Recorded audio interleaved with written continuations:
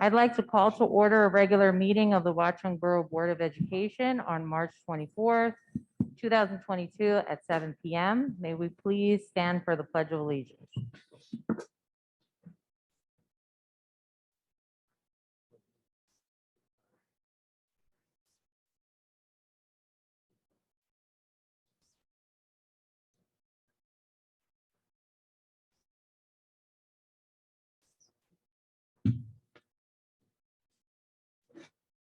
Welcome to a meeting of the Board of Education of the Borough of Watchung.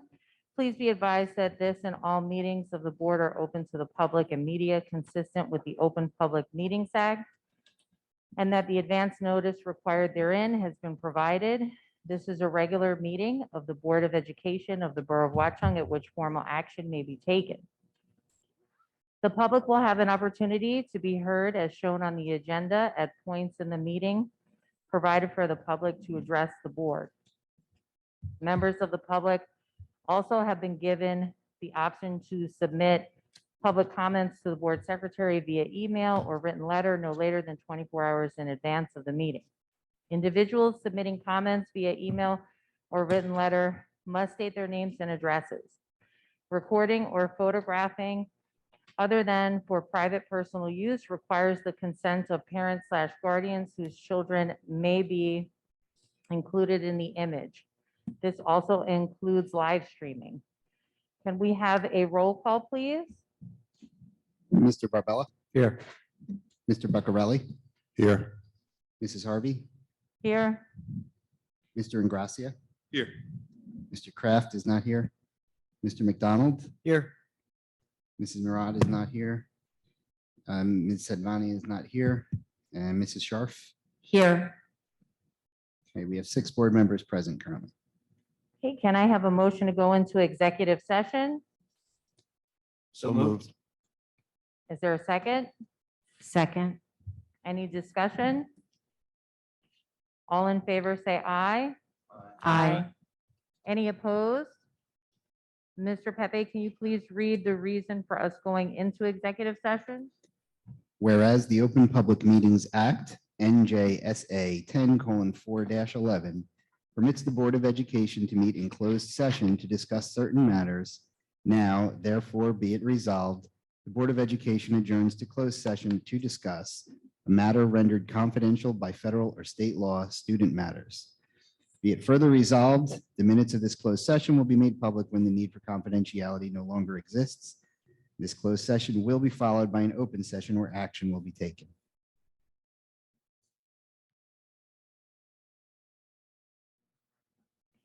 Can I have a motion to come out of executive session? So moved. Is there a second? Second. Is there any discussion? All in favor, say aye. Aye. Any opposed? Okay, I'm gonna go a little out of order. I'm gonna move the principal reports up since we have students here this evening, if that's okay with everyone on the board. And I just want to remind everyone that recording or photographing other than for private personal use requires the consent of parents and guardians whose children may be included in the image, and this includes live streaming. So George, I'll give it to you so that you can. Yeah, Pierce, why don't you come forward? Great.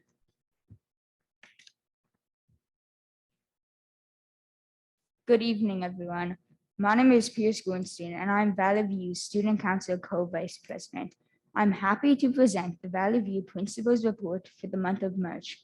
Staff and students celebrated Read Across America Day on March 2nd. All were encouraged to drop everything and read it during the flex period. March is Women's History Month. Teachers infused discussions and activities that highlighted the lives and contributions of multiple women into the lessons. For example, students in grades 6th through 8th grade were tasked with crafting an oral history that highlights the key achievements of female figures throughout international and domestic history. This assignment mimics research that has been conducted throughout history, but mirrors modern examples like that seen at prestigious universities like Harvard and the Black Women's Oral History Project. In the research, students use text from the Media Center and digital sources to craft detailed scripts that highlight the life and achievements of the figures. At present, students are in the recording phase of the oral history, which will eventually be displayed on the Valley View's Women's History website. Once completed, this website would serve as a community resource to learn more about the impact women have had on the history and development of the world. Once the project is complete, the website link will be posted on Valley View's school website. Our after-school clubs are also celebrating women's achievements. The Valley View Culture Club has dedicated the month of March to women of the resistance. In order to gain an understanding of today's volatile conflict and the role women are currently playing, students are researching women and the roles in the resistance during the Second World War. Students chose various nationalities, learning how women played an important role in providing necessary information to overcome adversities and maintain democracies. On March 5th, Isha Gidwani represented Valley View and placed 7th at the 6th annual Somerset County Library System NJ Spelling Bee Spectacular. As previously mentioned, we would like to again congratulate Valley View's newest documentarian, Emma Speeney, on winning NJECC's mini documentary challenge. Her documentary, Silver Lining, highlighted how local communities came together to overcome COVID's impact. Our Pursuit of Excellence programs, which began in October, wrapped up this month with pizza and ice pops to celebrate all of the participants' hard work and dedication. The PTO surprised the staff with goodie bags labeled "We won the lottery with you" on Friday, March 18th. Each bag contained a scratch-off ticket and a 100-grand bar. The students, the teachers were delighted to receive the fun and thoughtful gesture. The Community Outreach Club sponsored food battles, collecting 360 pounds of donations, which were delivered to the Somerset County Food Bank on March 18th. Thank you to everyone who participated. The club also visited Miss Stack's classroom on March 21st to read with Bayberry students. The students were excited to enhance the reading relationship from recordings to an in-person visit. The DARE program began in 5th grade on March 22nd. DARE is a police officer-led series of classroom lessons that teaches children how to resist peer pressure and live productive drug and violence-free lives. On March 21st, our STEM teachers visited Watchung Regional High School. They participated in learning walks with the engineering classroom and in curricular discussions regarding design thinking and assessment. Student Council ran the Student vs. Staff Volleyball Tournament held on March 24th. The winners were the VV Triplets. We are excited to see our spring sports teams back in action and warming up for a fun season. Our first softball and baseball games are scheduled for April 4th, and our first track and field event is scheduled for April 13th. Thank you and have a good night. Thank you, Pierce. We just so happen to have Emma Speeney here tonight. I had mentioned this award at the last board meeting, and we reached out to Emma to invite her in so that board members could meet her. And so we could also play the video. And I know we have that. Oh, she is. Okay, so let's do that. Emma, you go ahead with the Bayberry report, and then we're going to show the documentary. Okay. Kindergarten registration for next school year opened on March 2nd. We encourage everyone to spread the word to families in the community who may have a child who will turn 5 years old by October 1st to go to our website and begin the online registration process as soon as possible. Bayberry celebrated Women's History this month with daily announcements about the contributions of noteworthy women, as well as research projects, read-alouds, and explorations in their classrooms. Read Across America Week was the first week in March, and students enjoyed a special Spirit Week, as well as lots of reading and special guest readers. We had parents, grandparents, and staff surprise students by sharing a book that was special to them.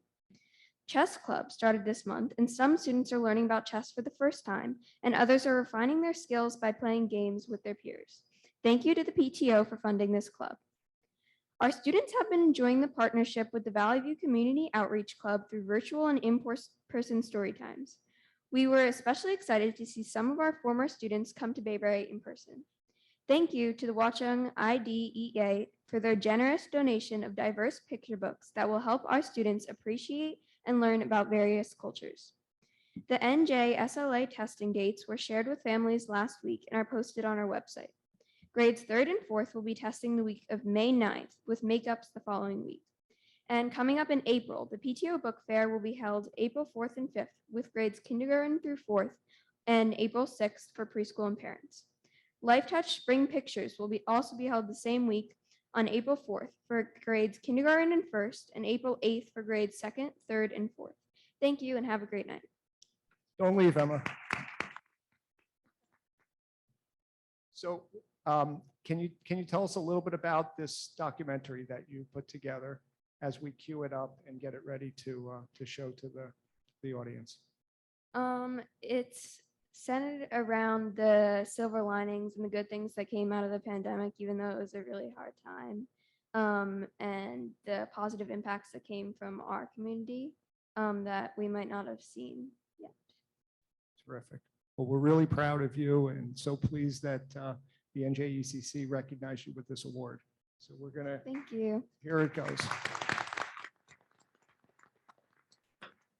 Authorities are still working to identify the virus behind a pneumonia outbreak in the central city of Wuhan. 59 people are believed to have been sickened by the new virus. The growing concerns about the deadly coronavirus officially hitting the U.S. Here's what we know. I have today declared that the coronavirus presents a public health emergency in the United States.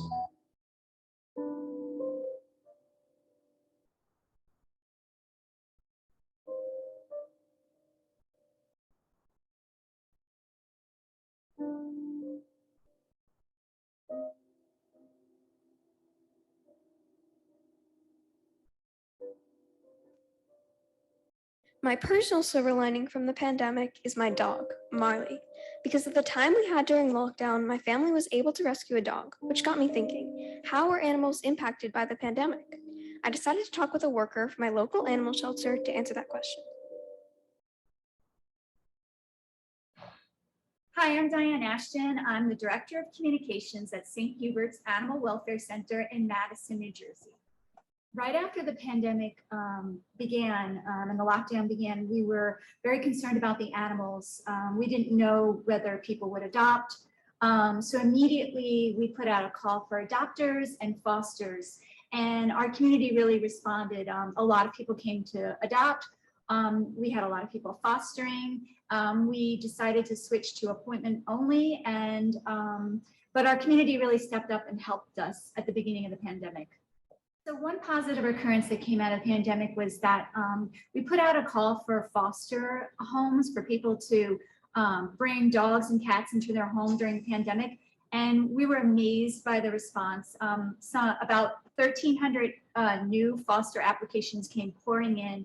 People really wanted to help. And that was really exciting because I think we realized that we could help animals. Animals were more comfortable and happier in homes rather than in a shelter. Even if a shelter is nice, it's better to have them in a home. So I think as an organization and other organizations realize that foster homes are actually the way of the future, much better than shelters for animals.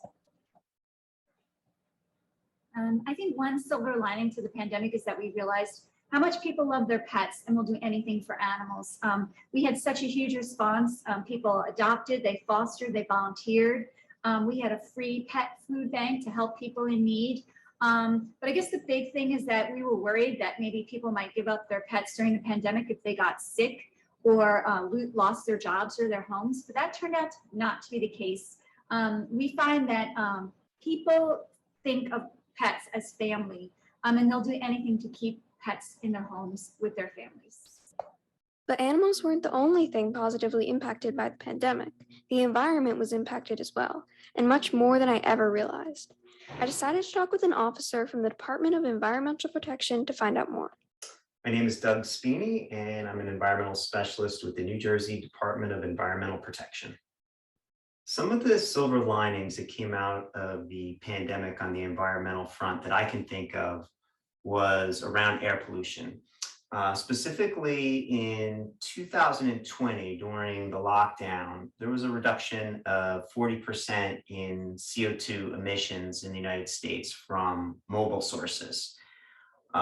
Clearly, that's a good thing that we reduced all of that pollution during that period, but that's not sustainable. And no one thought that we would continue in that fashion. But what it did is got people thinking about how to do their job in a different way, where they didn't need to commute, where they could use things like Zoom instead of getting on a plane and flying across the country for a business meeting. And those kind of things, I think, are going to last after the pandemic and will help reduce pollution going forward. An additional environmental benefit that I can think of regarding the pandemic would be people were spending a lot more time at home, and they were spending a lot more time in their yard, and they were thinking about the wildlife that comes through. They're thinking about the plants that they have, and they took action to improve the plants, to improve the habitat, their local environment. And I think that's going to have a lasting benefit going forward.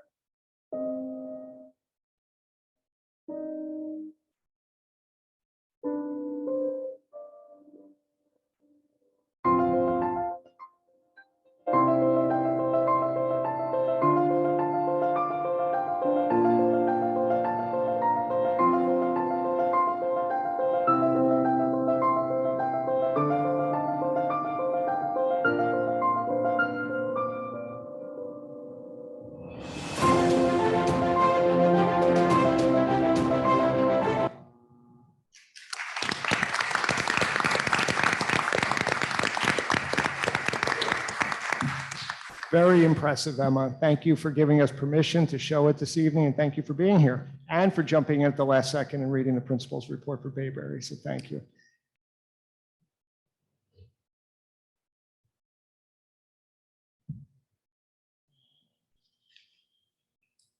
So we're gonna move on to board member comments. Are there any comments from board members? I'll go first. Emma, loved it. So great. Loved watching it a second time, and I loved getting to see Marley again. So excellent job. Yes, Emma, you did a wonderful job. I loved watching it. That was actually the first time I've seen it. And I think it really speaks volumes on how we all felt. And one of my friends actually volunteers at St. Hubert's. So it was nice to see them speak, so it was really well put together. Thank you. I'd just like to say thank you for taking the time to make that documentary and for coming to show us that documentary here tonight. It was very nice to see. Great job. Thank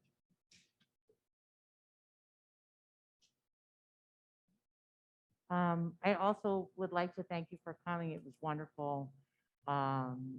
You did a fantastic job, and congratulations. I also wanted to just remind the public. I did listen to the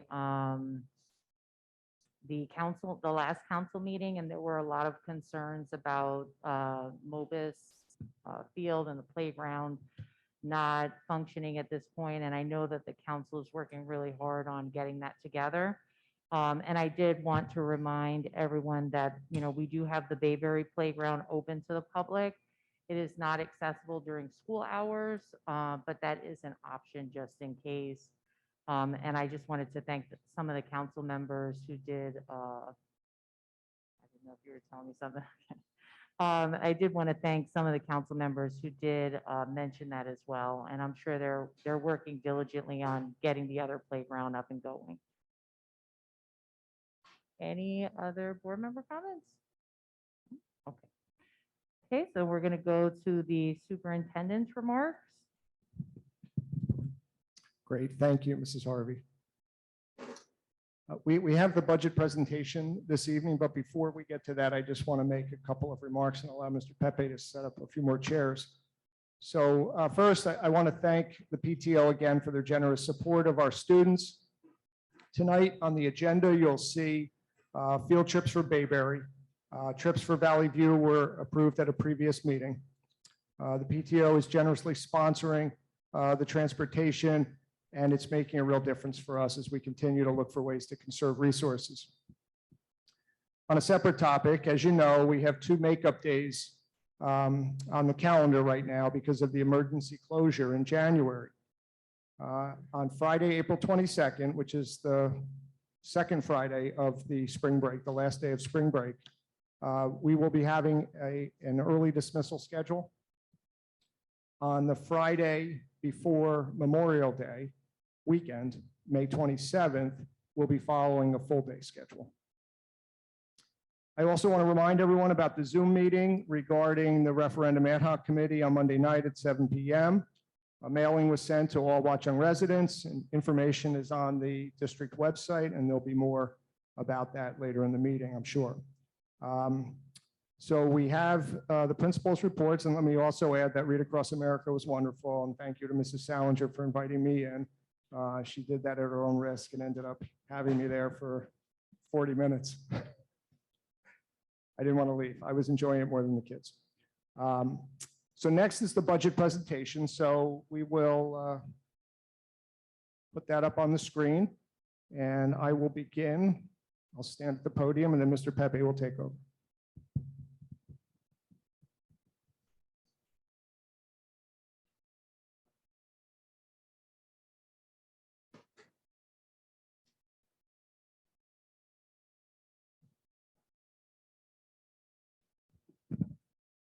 Okay, so we can advance to the next slide and beyond that to the vision. So each year we present the tentative budget, and then in either late April or early May, we present the actual budget that will be submitted. Of course, any financial decisions are going to be guided by the vision of the school district. And as we've talked about before, but it's worth repeating, that as a district, we're committed to inspiring our learners, and we include students and adults in that term, to explore and inquire and collaborate. We believe that learning can be joyful, should be joyful, and discovery is part of that process. We encourage independent thinking and, of course, creative problem solving. We believe in an inclusive community, one that is based on belonging and making everyone feel like they are part of this community. It provides the foundation for learning and for social emotional growth. We also, of course, believe strongly in reflection as part of the learning process. Often that's where the deeper learning occurs.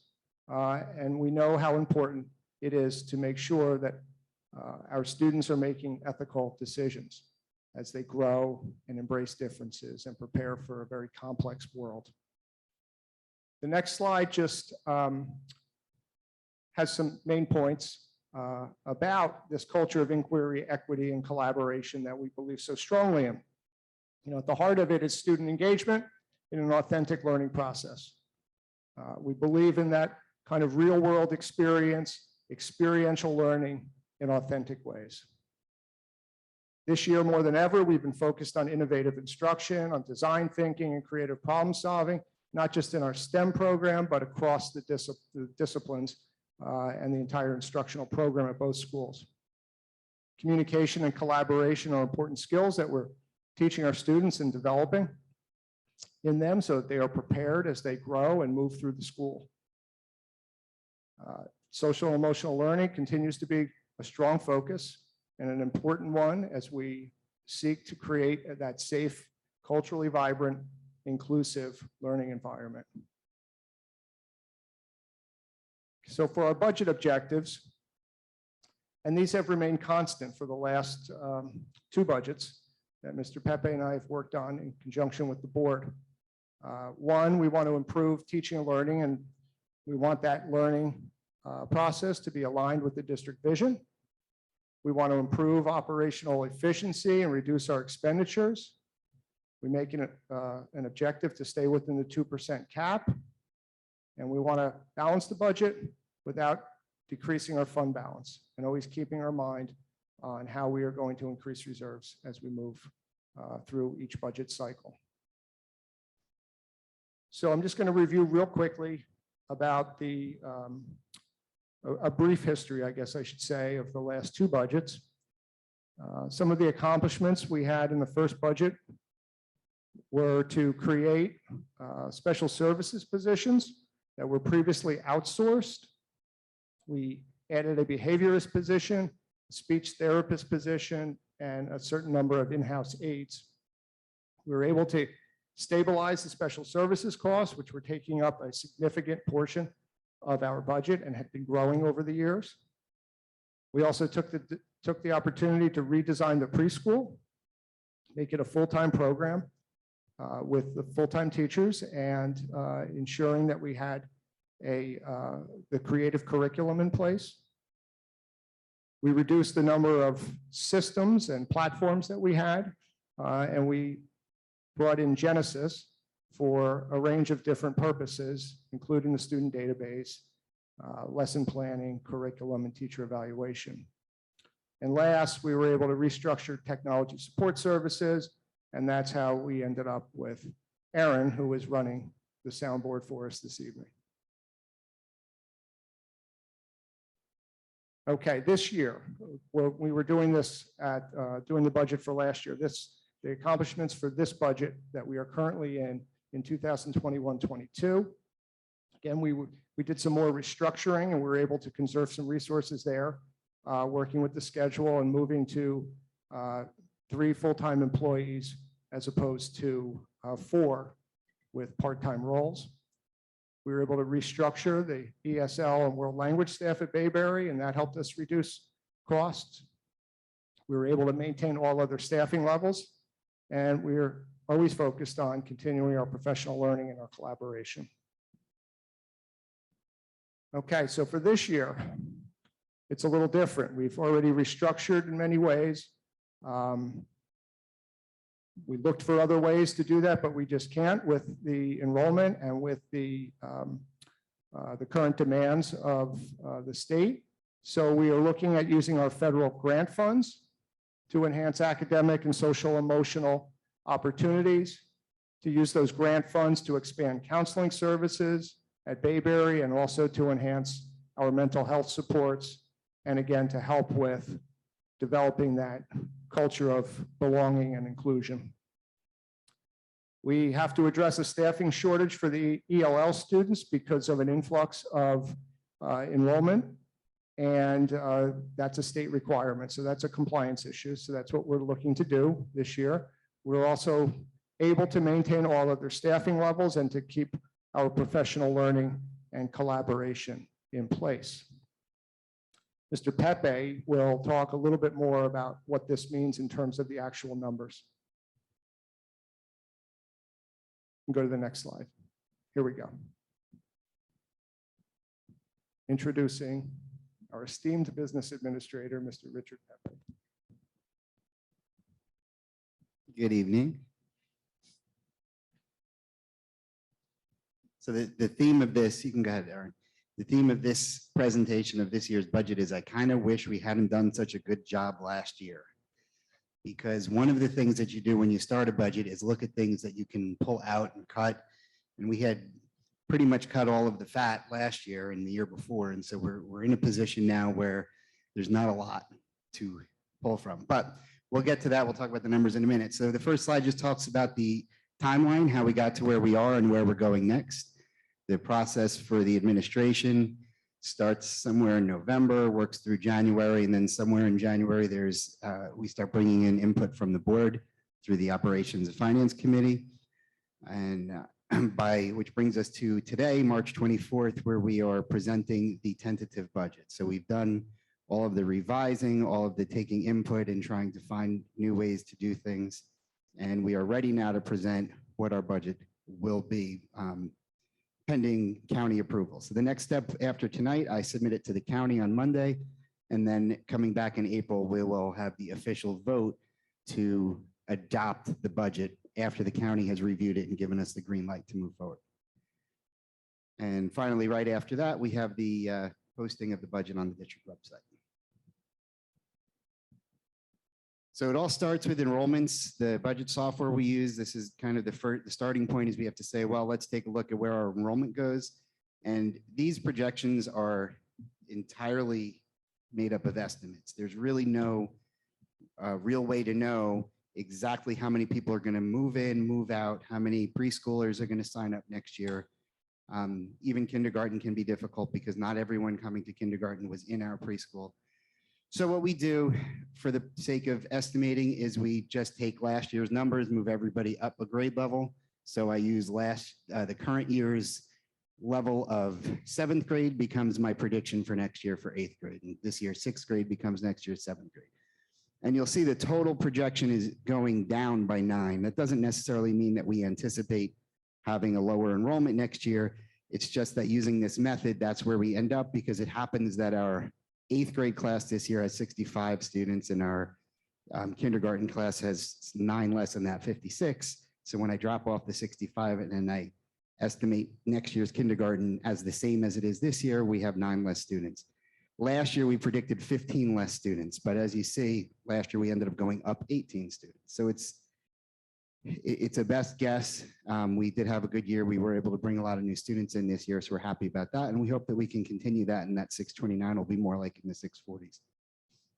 But those are the numbers used. Next slide just shows the breakdown specifically for Bayberry.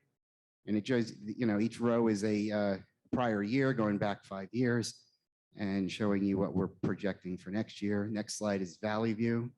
We'll have this presentation up if you really wanted to look at each one of those numbers in more detail. We'll have it up tomorrow on the website.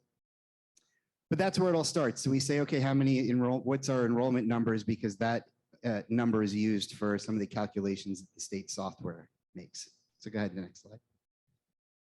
And this is the story. So the general fund, which is the majority of our budget, the other fund would be our special revenue fund. We don't really talk too much about that now because it's all grant money and it's all prescribed to what we use it for.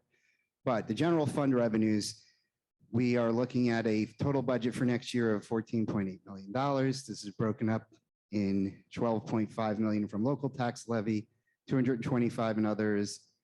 456 is a number that the software projects based on where we ended last year and how much fund balance we had. That's the amount that we're required to put into the budget to help.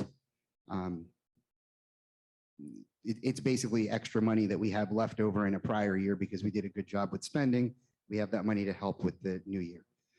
State aid, including the anticipated extraordinary aid, went up, and that was a very pleasant surprise that we got about a couple weeks ago.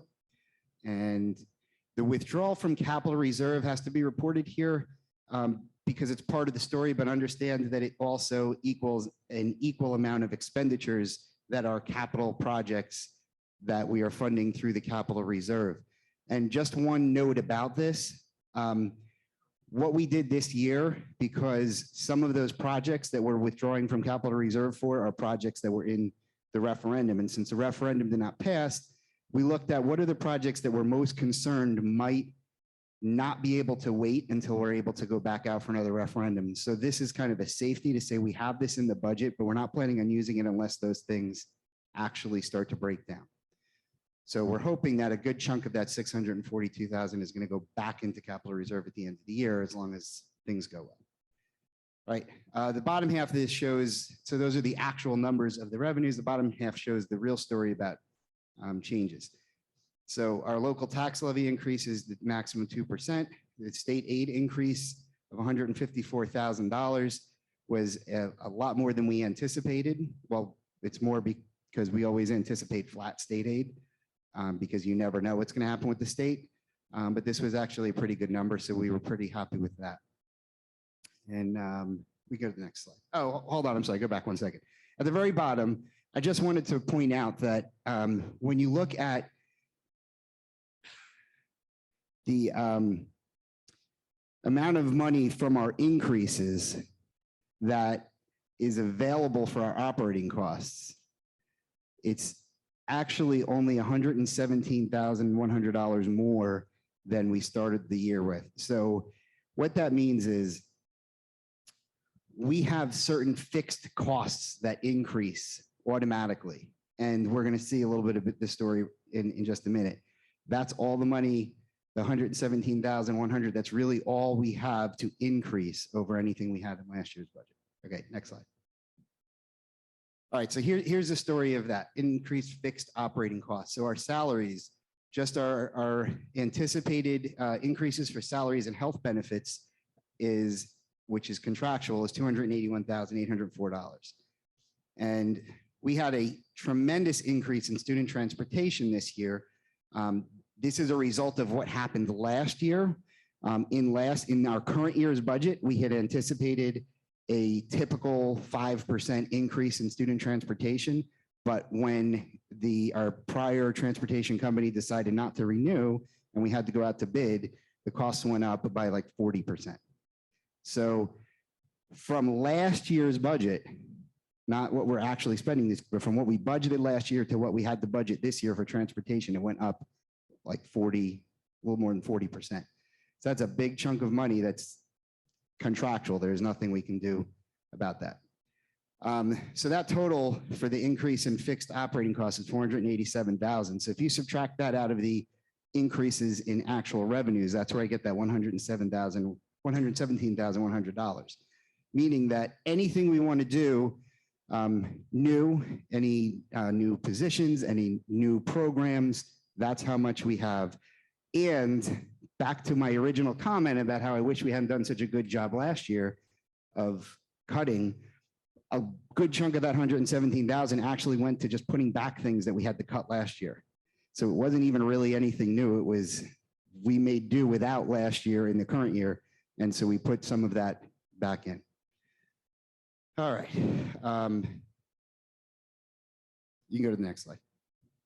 So one question, Mr. Pepe, yes. would you remind the public of how much we have in the capital reserve after the withdrawal of $643,000? We will have just under 500,000 left in capital reserve after that, which is why we're hoping to put a lot of that back if we can. It's a good strategy. All right, so now this is really the big thing for the community. You want to know, all right, well, what does this mean for our taxes? Last year, we reported an estimated tax increase of about $15 per 100,000 assessed value. This year, it's a little bit less. That has to do with the fact that the values of homes have gone up. So the tax rate actually went down from last year to this year. That doesn't mean that you pay less. It means the percent of your value is slightly less than it was last year, but your value is higher, so the actual dollar amount still goes up a little bit. But basically, it comes out to about $14.16 per 100,000. So if you have let's say $1 million home, that means you're going to go up by about $141. It's not too terrible. And that's pretty much it. This is boring stuff. I mean, like I said, it's going to be up. Anyone who has questions, feel free to email me if you want to know more details, but I don't want to put everyone to sleep. So if there are any questions. Questions from the board members?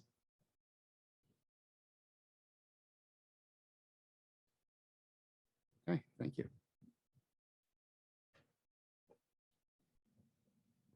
Could I make some comments on the budget? And anybody else could also. So first of all, I want to commend the administration for doing what, in my experience in business for 35 plus years, is an excellent job in scrutinizing costs and thinking up in innovative ideas for efficiencies. We only get 2% a year, and as you can see, that's eaten up by most of our fixed costs and fixed cost increases, quite frankly. the thing that strikes me that I really want to, and maybe I sound like a broken record on this, but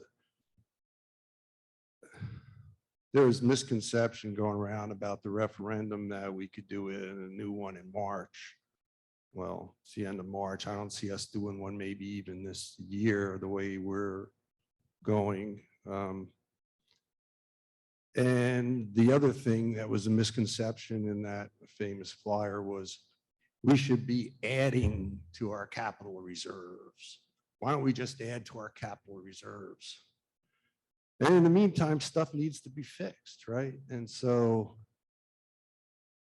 we're taking more than half, probably 60% of our capital reserves out of the capital reserve, taking it down to less than $500,000 from about $1.1 million. And we're doing this because we think that things are going to break. We've taken a look at them, and a lot of the things that we had in the referendum on, plant property and equipment are at the end of their life, and we think they're going to fail. And so Rich is saying, Mr. Pepe is saying, we hope they don't. Yeah, I hope they don't either. And I hope more than that doesn't. But the thing I take away from this is, out of that $643,000, if we got it spot on, the taxpayers of Watchung are paying $215,000 of that they wouldn't have had to pay had we had a referendum passed. So instead of the state paying for more than a third of it, Watchung taxpayers are paying for all of it. At the same time, we're depleting our capital reserves, which were already lower than any one I've seen on the scatter map we did, even lower by half. All of this is to urge the public to get involved, understand that the need for a sustainable capital structure. And by that, I mean, you can't count on, I'm going to give some good news, which in the scheme of things would have been, had we not had it, a disaster. But during the operations report, I'll talk about a state grant that we're taking advantage of. You can see from Mr. Pepe's budget presentation that we're also taking advantage of a federal grant. But the underlying message is you can't count on non-recurring federal and state grant funds and private donations to have a fiscally sustainable district. You just can't. I mean, we're not stepping up to understand what we need to do as citizens and taxpayers of Watchung to help ourselves have a fiscally sustainable school district. And I hope that the public turns out to the Zoom call on Monday and gives us their ideas on what they'd like to do. Mr. Alexis will lead that discussion, and we'll take people's ideas, and to the extent there's questions, we'll do our best to answer them. Thank you very much.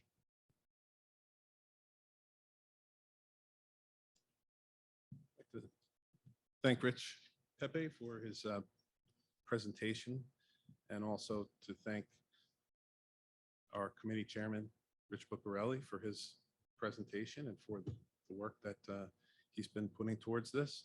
I just would like to make note, since we're going into detail on this this capital reserve dollar amount and tying it into a referendum discussion almost right before our ad hoc committee invitation. But the 643,000, and I agree with being conservative when it comes to allocating for things breaking and needing repair. But 500,000 of that 643,000 is for one unit, one chiller unit that would have to break to the point of beyond repair before this estimated repair cost would come in. So I do think it's just something that we should keep in mind, that we do want to budget for things that may become necessary, but to take the next step and say that the taxpayers of Watchung are going to be spending $215,000 this year that they wouldn't have had to spend, I think is taking it a little too far past the caution that was intended, I think, when that $500,000 was placed into that number. So I just wanted to share my comments on that. And I also do hope that we get a very good turnout for the first presentation regarding the ad hoc committee for the upcoming school referendum. Thank you. Just clarify that what I actually said was if that money was spent, that we would spend an extra $215,000 as taxpayers watching. That's just math. And it's the truth. There's no disputing that fact if that money is spent. I agree. If that is spent, I just wanted to make note that so much of that number, $500,000, that number is kind of on one particular unit, basically being so badly damaged that there's no chance for repair. And that it's scares not me quite even of its more time. than if it was spread over a bunch of stuff, quite frankly. Right. So I think we should take some heart in how that number was put together. If I could add, so I agree with both gentlemen. I think the point is, though, the capital budget is going in one direction, which is down, right? We started at 1.1, we're roughly at 500,000. It's not going to go up miraculously. There isn't sufficient funds to cover it. So that's why I would encourage everyone to go to the ad hoc meeting, to get involved, to understand the dynamics of what we're asking the community for, to help in terms of sustainability. Whether we want to equivocate over a couple $100,000 is really not the issue. Just look at the capital reserves over time. It's not rocket science. It goes in one direction. And you compare the percentage to neighboring districts, it's not even close. We're at less, I think at 800 grand, we were around 8%. So we have to be at 5% of budget, 6. Okay, Mr. Pepe is giving me signals. It's south of my rough math of 8 or 7 or 6. So my only point is I think it's dangerous if we don't start addressing it. Problems don't age well, and we should do something about it. And also keep in mind that the community obviously wants what's best for the kids in terms of all the other activities that we should be doing for the kids. Well, if we can't do the basics, then how can we do the extracurricular activities at some level? So I think it's important to simply get engaged, get involved, and to support the effort, whatever your opinion may be in terms of what's important or what's not as part of the referendum. But I would say at a fundamental level, there's a need. I think that's undeniable. So that's just my comments regarding that matter. I wanted to thank Mr. Pepe. That was a great presentation. And I wanted to thank the board for being open to having an ad hoc committee. I think the more residents that are involved in this, the better. Like you said, it is only going down or up. And it's important to have community engagement and involvement. So please show up and have your voice heard. The other thing I wanted to do was thank Senator Bramnick and Assemblywoman Michelle Massacutis and Assemblywoman Nancy Munoz for fighting for our budget to be increased. They sent out an email, and that was very generous of them.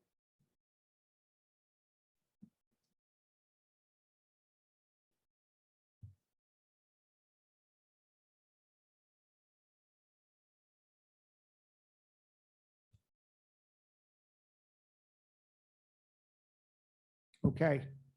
Next on our agenda is Mr. Toda, our Special Services Director, with her monthly report.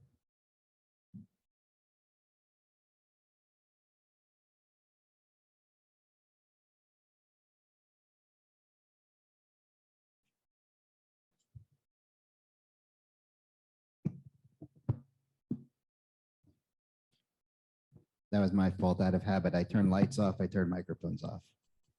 Hit the button that says mute and hold it down.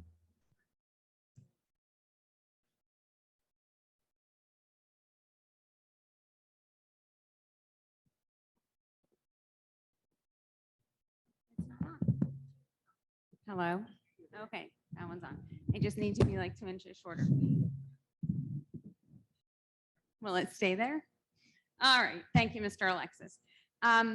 Tonight, I see the extended school year program is on the agenda for approval. So I just wanted to highlight that this summer, our in-district program will run from Monday to Thursday, July 5th through August 11th for a total of 23 student days.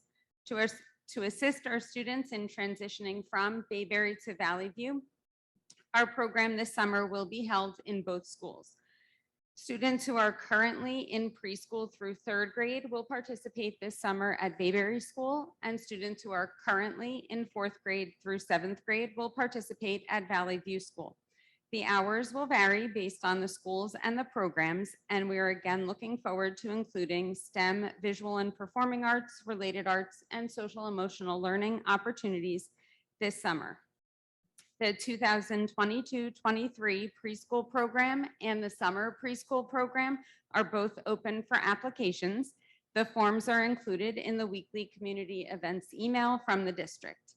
We'll be sending out registration information starting next week to parents who have already completed the form, and we're excited for new 3- and 4-year-olds to join us this summer and in the fall. On Monday, March 28th at 7 p.m., we will be holding our virtual parent meeting. At that meeting, we'll introduce our district BCBA, Mrs. Brady Dillon, who started earlier this school year. We'll also take some time and explain to our parents S905, the compensatory education and services legislation that was signed into law earlier this month. And we'll continue our planning for the upcoming months when we'll recognize Autism Awareness and Acceptance Month in April and Special Education Week in May.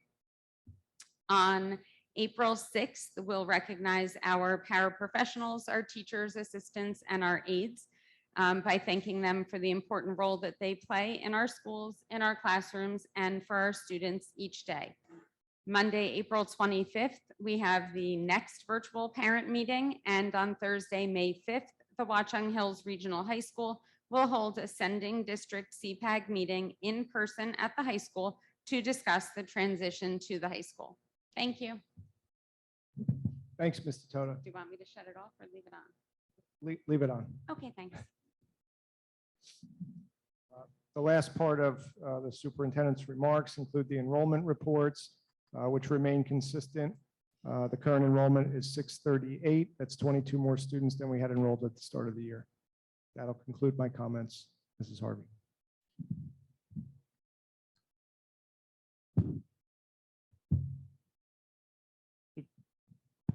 Thank you, George. We're going to move on to committee reports. Kevin, can you please give the Human Resources Committee report? Yes, thanks, Dory. The Human Resources Committee met this past Tuesday, March 22nd at 4:30. Present were Dory Harvey, Jen Sharp, Mr. Alexis, and myself. We began by discussing the observation evaluation process, and Mr. Alexis provided us with an update. He reviewed that the observation evaluation process for teachers and staff members is on schedule to be completed in April, which I believe is when we have to have that completed by. We were also updated on non-tenured and tenured staff lists. The committee reviewed the list and asked questions. Any non-renewals will be discussed at the next committee meeting.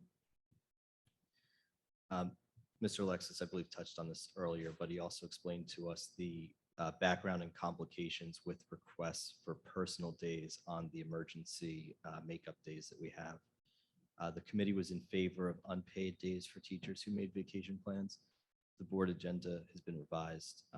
Mr. Alexis also notified of an additional request that was unrelated to the emergency makeup days.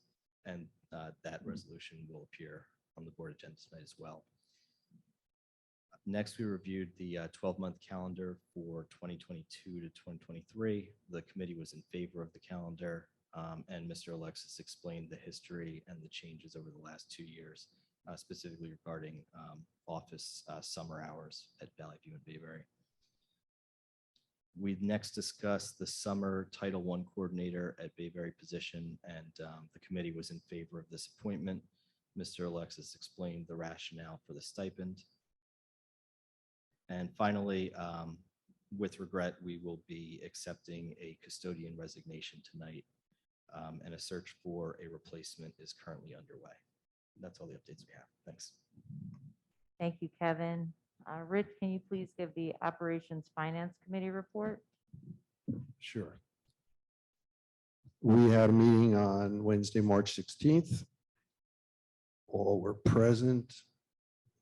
So here's the good news that I promised you all. We have a PSE&G energy savings program. The committee reviewed this, and this is a really great deal for the district. What it does is replace essentially boilers and some small amount of HVAC equipment in schools, and provides for energy savings. But the total cost for the equipment came out to be $534,570 for Bayberry and $464,144 for Valley View. The PSE&G contribution was 74%, or $396,000 for Bayberry, and 73%, or approximately $339,000 for Valley View.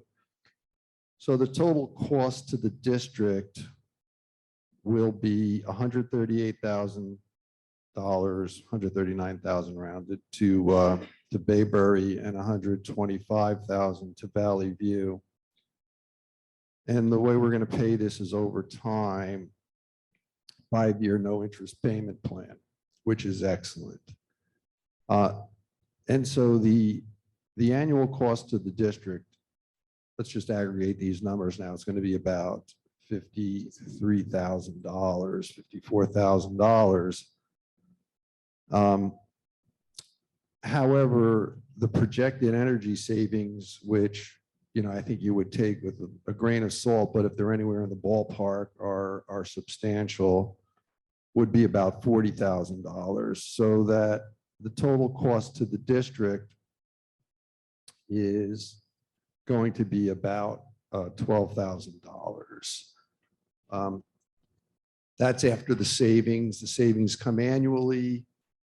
The other beauty of this program is that it essentially takes what would be a capital item and makes it a very, even though we don't have much room in our budget, it makes it an operating item. So, we will not have to deplete our capital reserves to do these capital improvements. So that's excellent news. But just, and I'm editorializing here, and I'll ask my board members to challenge this or give their own opinions. But to Mr. Barbella's point about the capital reserve just being depleted, I mean, this is to replace boilers in both the schools. The total cost is about $1 million. And we only have less than $500,000 in our capital reserve. So if this program didn't come along, we would be in tough shape if we had to replace these boilers ourselves. In fact, we couldn't. So that, I think that goes to the theme of, depending on, one-time programs here and there, or donations to to fund the capital structure of our school district. We talked about the 23 budget, which Mr. Pepe and Mr. Alexis presented just now. We talked about the referendum and the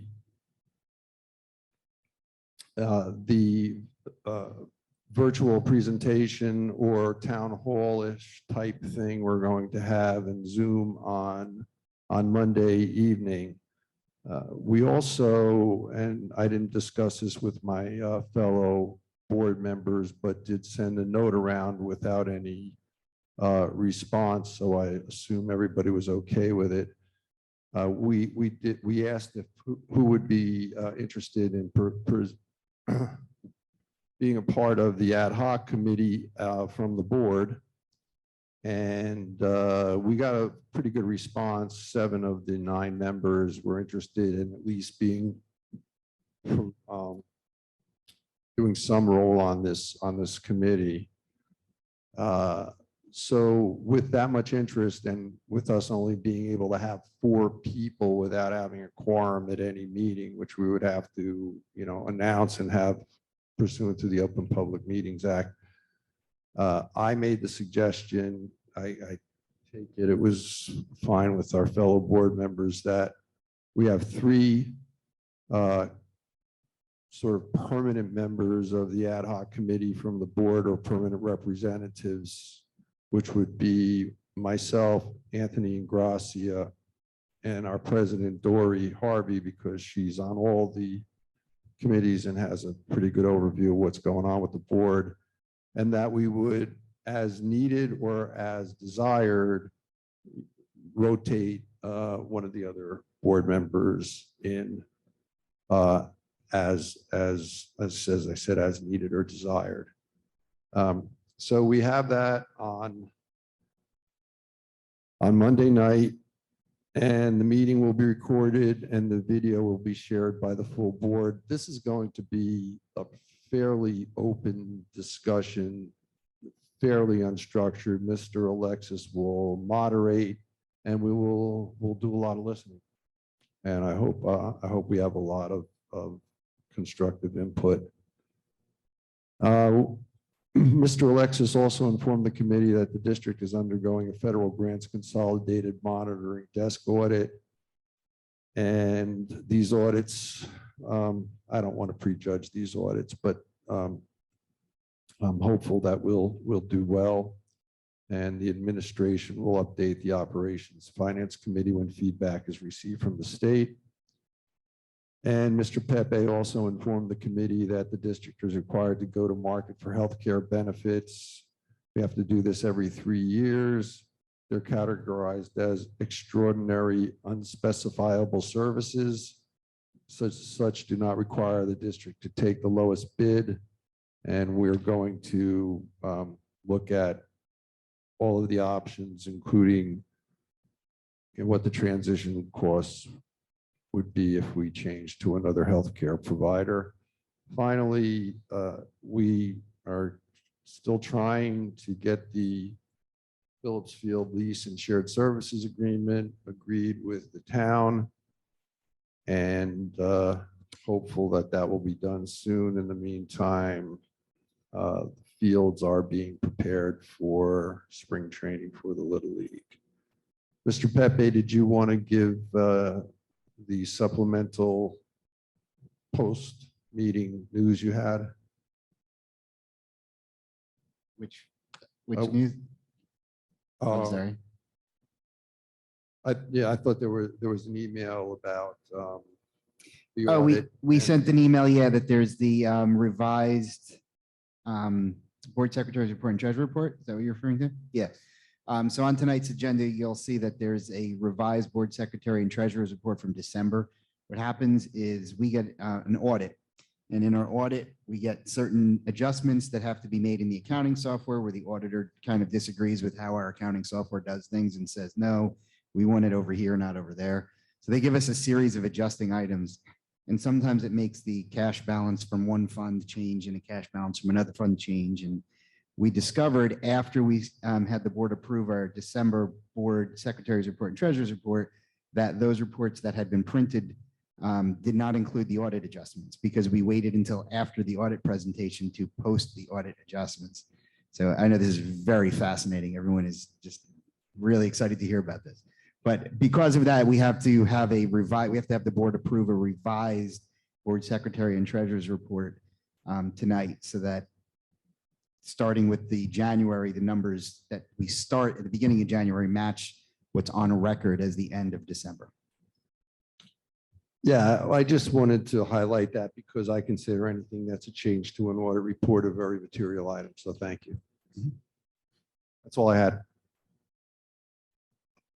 Okay, Adam isn't here tonight, so I'll give the curriculum committee report. All were in attendance at various points of the meeting, along with Mr. Alexis, Mrs. Dakota, Principal Kidd, Principal Fickner, and it started at about 4:30. So we went over, or we discussed the advanced classes at Valley View. Currently, there are 2 math classes with accelerated titles, one in grade 6 and one in grade 7. The accelerated classes were put in place last year in response to feedback from the community and the board about the math program. Prior to that, there were no math classes with accelerated or advanced titles. Algebra 1 and geometry are also available for students who meet the placement criteria. Advanced classes in English language arts and science were only available during the 2019-2020 school year. The committee was in favor of the current approach. In the past, it seems as if special education students were grouped together in one class, and then so were gifted and talented students, and the committee was not in favor of revisiting this approach. And the administration did not recommend it. The administration is seeing better academic results from students with the current structure. It was acknowledged as well that Warren has a similar approach as we do.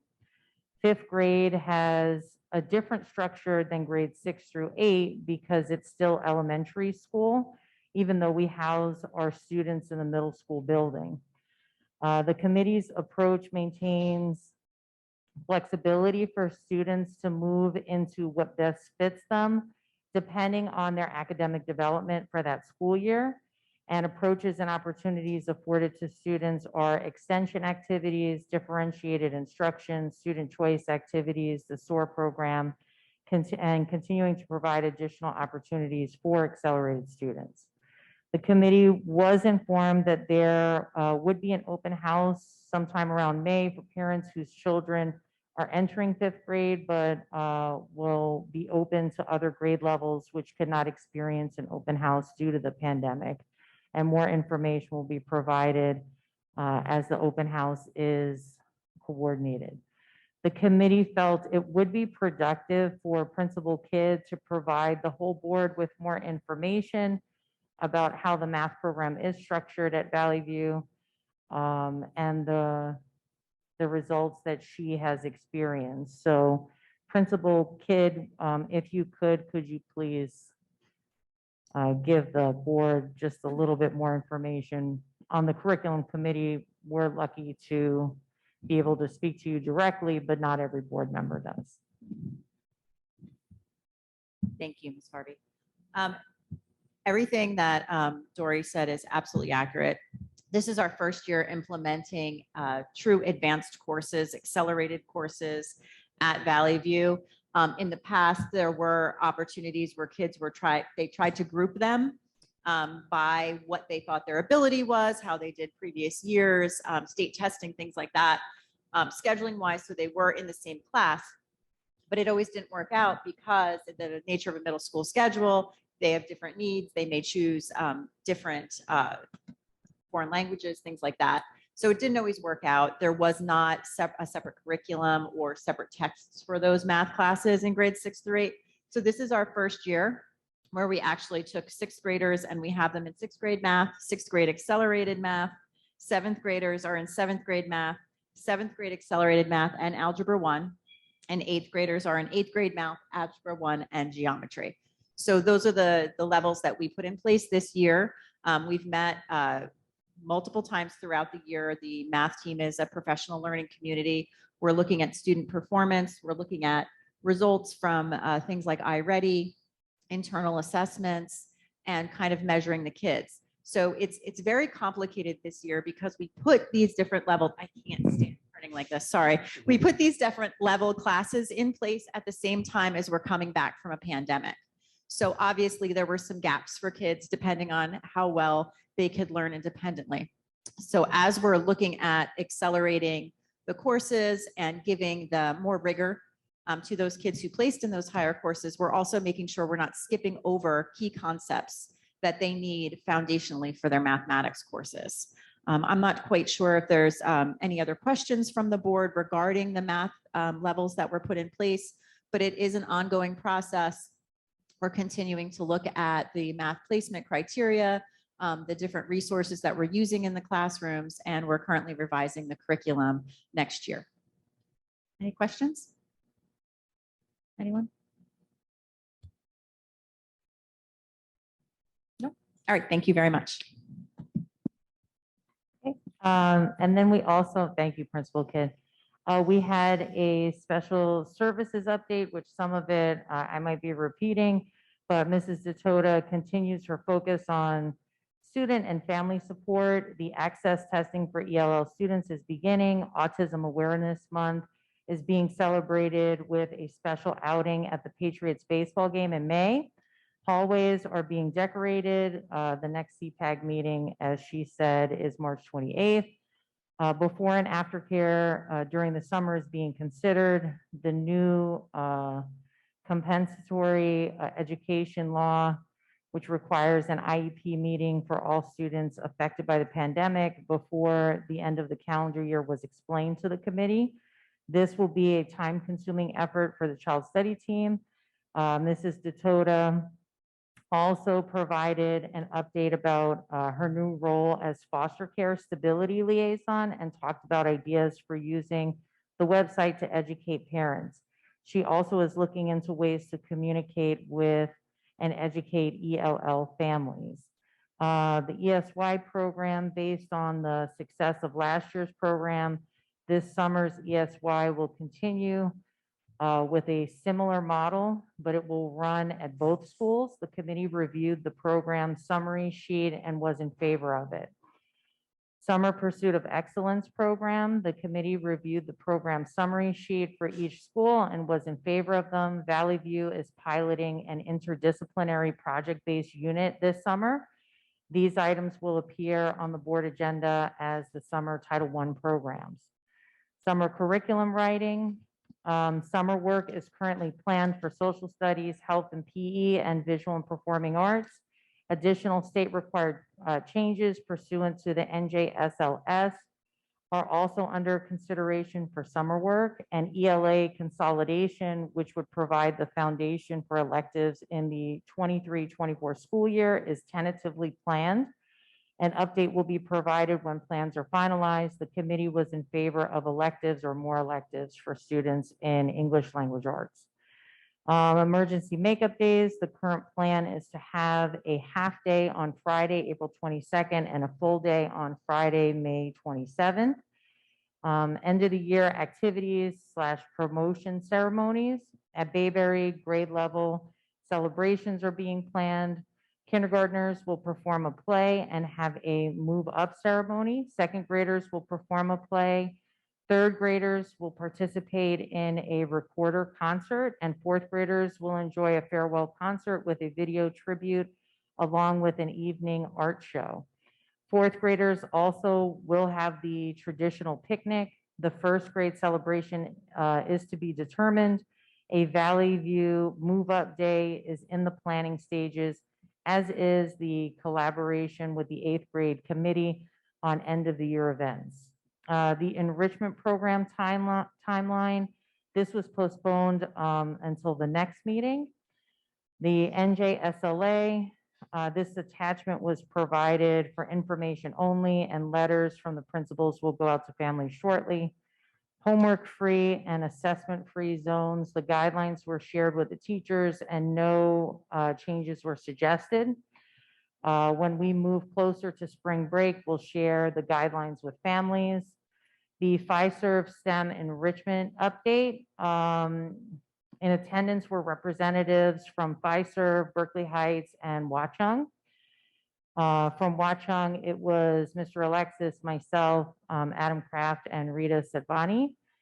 An open house for teachers will take place on Thursday, March 31st from 4 to 5 p.m. Bi-weekly planning sessions with FISERV and Berkeley Heights Public Schools have been productive. The districts raised a concern around the scope of the program K-8 in a pilot format. The limited number of spots for each cohort group will not allow for equality. It would result in 1 student per grade level per district. So the current goal is for an 11-week pilot program for grades 5 to 8 with approximately 20 students from each district. The pilot program is a springboard to circle down to K-4 through assembly-like programs to build excitement around STEM and interest in the program. We can consider expanding the program in the future. We discussed general parameters for an application process, and districts gave input based on teacher and administrative feedback on what would be appropriate per grade level. We discussed other ways to gauge interest and engagement from students. FISERV would be responsible for the selection and acceptance of all students based on the application, which could include a written application, video, digital portfolio, essay, etc. That still hasn't fully been determined yet. The committee felt it should be a priority to ensure a gender balance and that special education and ESL students have access to the program. The committee looked into after school and summer programs in STEM to see what was available and reported their findings to the whole group. Finally, we discussed teacher compensation, and it was recommended that it be competitive to gain teacher interest. More information will follow as our meetings continue. Almost done. Then we had a discussion about GoMath. The digital platform apparently is no longer being updated, but the texts are still available. The plan remains to continue assessing the program during the 22-23 school year to determine whether a move to a new math program would be beneficial. And then the 22-23 preschool programs, the flyers have been shared and applications are being submitted. Okay, Joe, can you please give us the policy committee update? Sure. Thank you, Tori. So the committee met on Monday, the 21st. All committee members were present. It was generally a light agenda. There was one policy for revision, which is on the agenda tonight for first reading, which is statutorily required. And then there was one policy for abolishment, but simply put, it's a retirement of that policy because we have an existing policy in its place, which is 2270. So both items are on the agenda for this evening. Okay, great. Thank you, Joe. We're going to move to board liaison reports. Kevin, can you please give us a legislative liaison update? Yes. On March 3rd, 2022, the governor signed into law Senate Bill 905. This law extends the period of time for filing special education due process petitions related to COVID-19 school closures and periods of virtual, remote, hybrid, or in-person instruction. And that's the only update I have. Great, thank you. Jen, is there any Somerset County Ed Services Commission update? Not at this time. We have a meeting, I think in April. Amber, is there any update from the Somerset County School Boards Association? They met on March 4th, and it was a great discussion. Just as I mentioned during our last meeting, the questions were, how do we feel about going maskless, and what the parents' perception is on it, and the relationship between the school board and the community. Also, how we're conducting our meetings. And so So these were just questions that were asked. It was more of a collaboration of just boards all together, and that's it.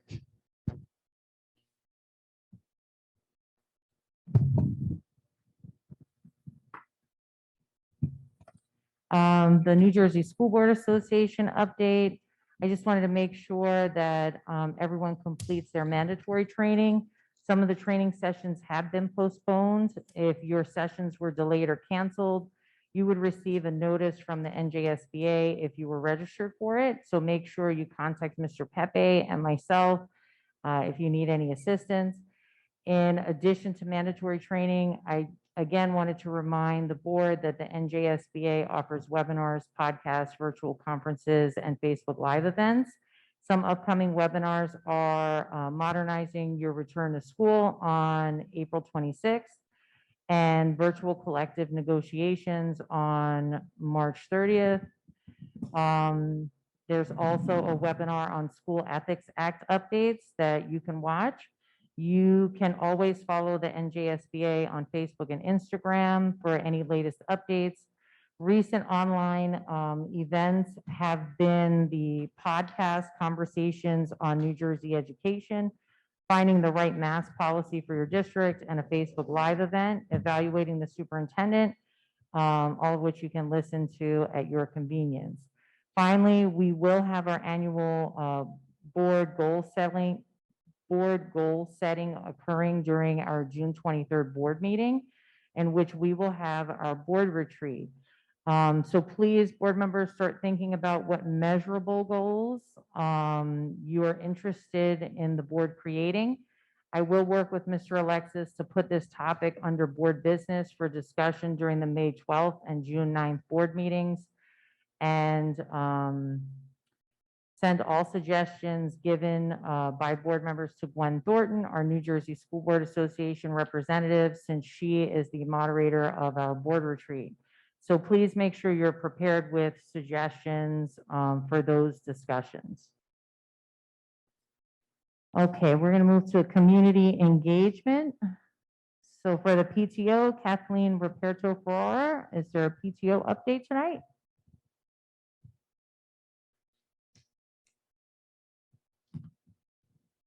Good evening, everyone. Since our last report, we are happy to announce that our membership voted for approval of an additional $11,274 for Bayberry, including field trips for all grades, 4 days of pizza for all students, and some additional enrichment items.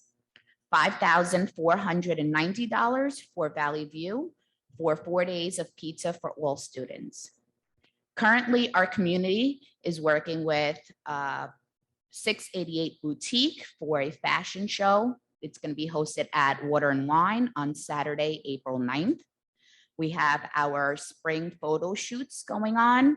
We have Spirit Wear, yearbooks for Bayberry are for sale, school store, birthday signs, Amazon Smiles, library and art show, and lunch volunteers are needed.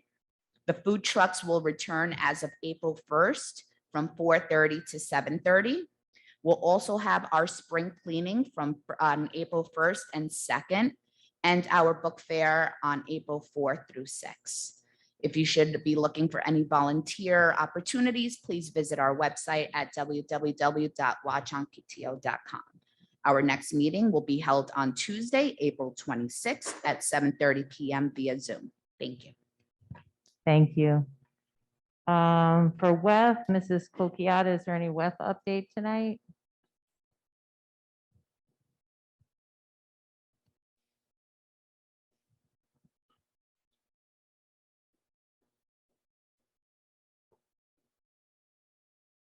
Nice to see everyone. Just a quick update.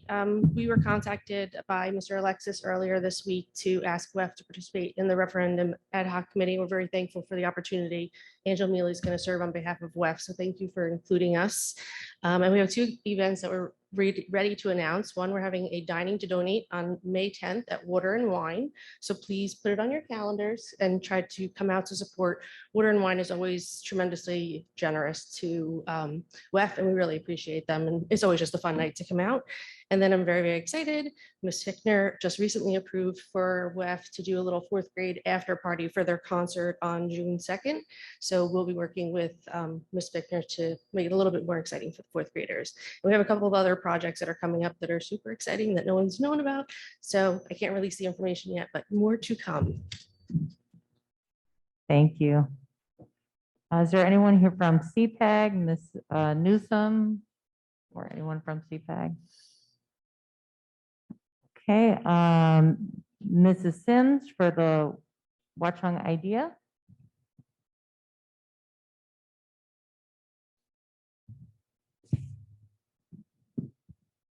Good evening. I'm happy to see everybody. I see, I haven't been here since we've been in person, so I'm happy to see the faces and everybody's healthy. Just a few updates from the Watchung Idea Committee. I'm happy to hear that Bayberry received their books. We were so excited to purchase those African-American books from the Source of Knowledge bookstore in Newark. And donate them to our schools. So we're so excited to see how they're going to be woven into our children's curriculum and added to the school's library. So it was our pleasure. Yep, it was our pleasure. Some events that the Idea Committee is sponsoring with the partnership of the Watchung Library, Watchung Council, and we're looking to partner with the organizations here. And even with the schools. So we have International Day of Families, which is going to be celebrated on Friday, May 13th from 5 to 7 p.m. in the front of Bayberry. So it'll be an outside event, hopefully. We have good weather. And we're just looking for, like, when I stare at these flags, this is exactly what I'm envisioning, that we have all of our families come out and participate, whether it's through food, through dance, through song, through some type of literature, something that represents their culture. It should be a fun event, but I also would like to see it even in the schools where the kids are really learning about each other's culture so that they can bring a little more inclusivity, they can respect each other, understand each other a little bit better by doing some type of multicultural event in the school. Our second event is our second annual Juneteenth event, which will be held back at Mobilesville on June 18th. I don't know if you attended our first one, but it was our very first one and we had an absolute good time. And I enjoyed seeing our community come out and really be a part of the event and really take in the culture. And that's what it's all about. Just learning and growing together as a community. And then we are a residents-led organization, so we are open for memberships. So if you're interested in joining our community-led organization, you can email us at members@watchungidea.org, and our next general meeting is on May 9th. That's it. Thank you. Thank you. We're going to move to comments from the public on agenda items. We welcome input from the public. There are 2 times during the meeting when the public is invited to speak. The first opportunity to comment on agenda items only is now. The second opportunity for public comment is towards the end of the meeting. Total time allotted for public comment is 30 minutes. Before you make your comment, please state your name and address. In the event it appears the public comment portion of the meeting may exceed 30 minutes, the presiding officer may limit each statement made by a participant to 3 minutes duration. Comments submitted to the board secretary prior to the meeting will be read first. Our public forums are not structured as question and answer sessions, but rather are offered as opportunities to share input with the board. In instances where the board feels a response is needed, the presiding officer or superintendent will address the comment. New Jersey statutes do not permit the board to discuss personnel or hiring in public session. Names of students should not be used. Are there any comments from the public? Mrs. Harvey, did you want me to read my part? Oh, I'm sorry. Yes, go ahead. Members of the public should consider their comments in light of legal rights of those affected and identified in their comments, and be aware that they are personally legally responsible with potential liability for comments that they make to the board. The board shall not be held liable for comments made by members of the public. Thank you.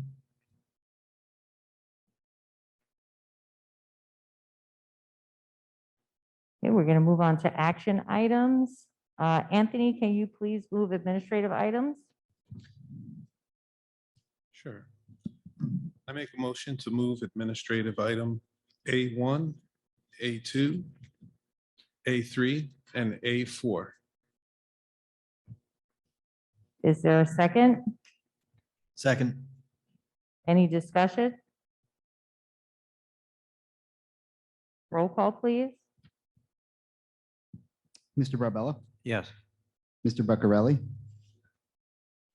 Mr. Ingracia, Yes. Mr. McDonald, Yes.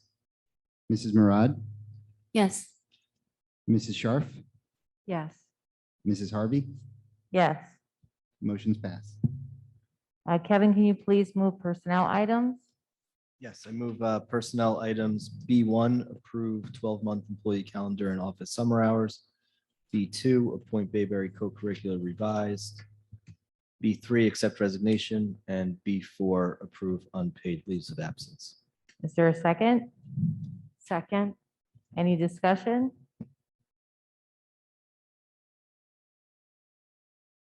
Roll call, please. Mr. Barbella, Yes. Mr. Buccarelli,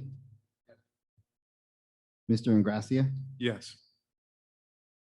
Mr. McDonald, Yes. Mrs. Murad, Yes. Mrs. Scharf, Yes. Mrs. Harvey. Yes. Motion's passed. Rich, can you please move operation items?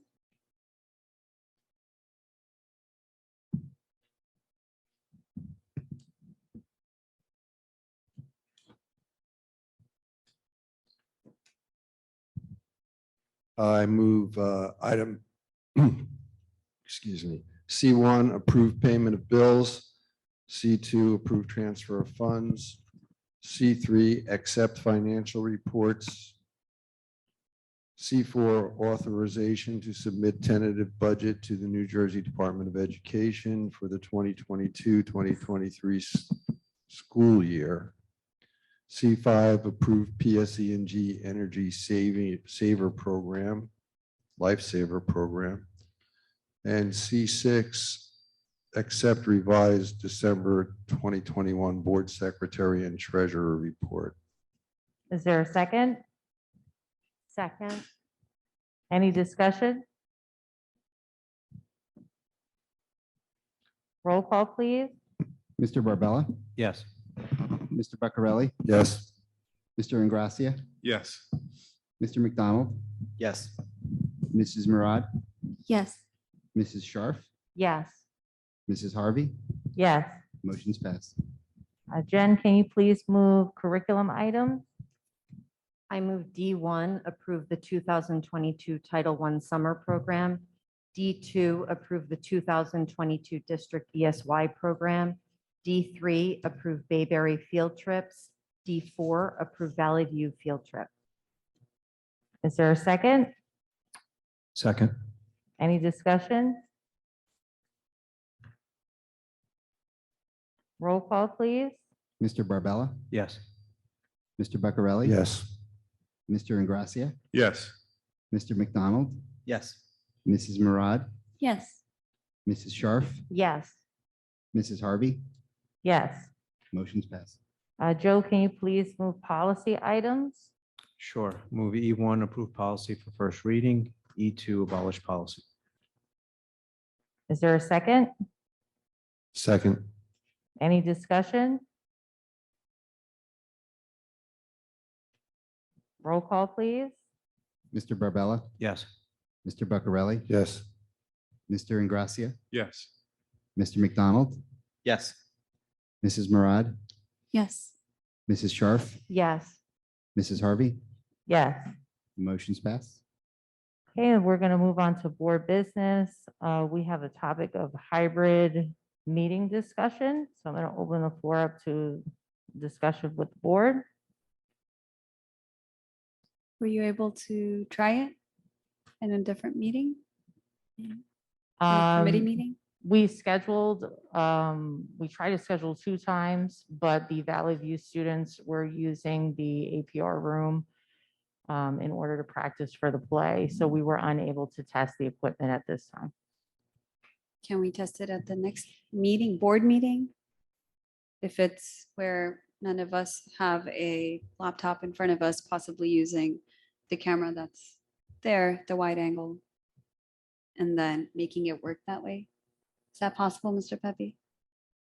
Is it possible to test? Sure, it's possible to test it. Any suggestions?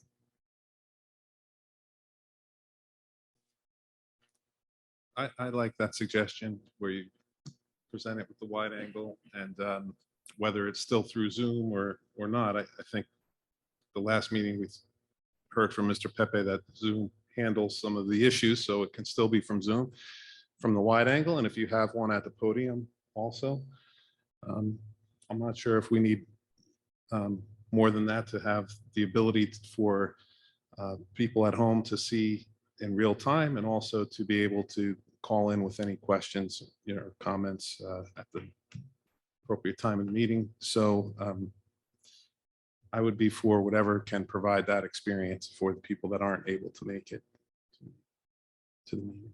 I think we're a K through 8 district. It's important to keep in mind that we should be able to have parents participating from home, especially when, it's really hard to find babysitters or just care for those children. And I would like to make a motion to vote for a hybrid meeting to test it, at least. I would second that motion. Any discussion? Yeah, I have a couple of things to say. I've done a bit of research and a lot of thinking about this. We only started having remote or hybrid meetings as a result of the state of emergency that arose from the COVID pandemic. So let's all keep that in mind. During that time, the state enacted new laws in order to ensure these types of meetings comply with the Open Public Meetings Act. One of the provisions of the laws is that if you are having remote meetings, you have to provide for remote public input in order to comply with the Open Public Meetings Act. And this only makes sense. There were, however, regulations promulgated by the Department of Community Affairs that got very detailed in prescribing rules a board had to follow in order to allow remote public participation. It's not just a matter of does the technology work. Now that the state of emergency is over and we as a board are required to be back in person, there is no need under the Open Public Meetings Act or the statute to permit remote public comments. In fact, given all the requirements of the law and the regulations, there's a high probability of serious policy issues and costs to the district that will come with continuing practices that were intended to be implemented only during the state of emergency. These regulations and guidelines include the type of technology you have to use, participant capacity of the platform that you use, privacy protections, and others. Let me just read a few things from the regulations. The local public body shall use an electronic communications technology that is routinely used in academic, business, and professional settings and can be accessed by the public at no cost. This is if you decide to do it. The meeting service used must meet federal standards for storing information in remote servers. Guidance released from the Department of Community Affairs accompanying the emergency regulation states free software should be avoided to ensure data integrity and adequate privacy protections.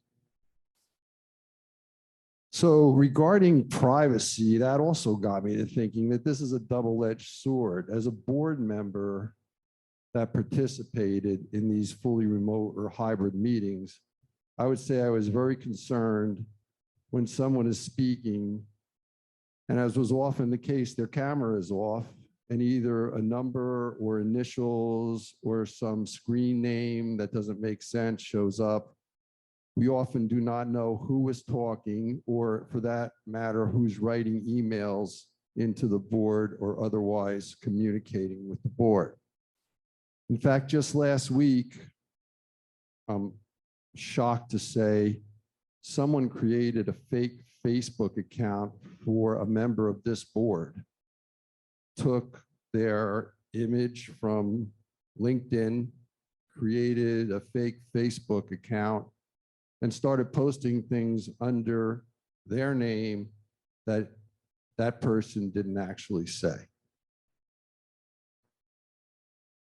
There are multiple ways for the public to engage with the district and have always done so. These include the chain of command, which is talking to your teacher, to student's teacher, talking to the principal, talking to the administration, the superintendent. These are often interactive discussions, unlike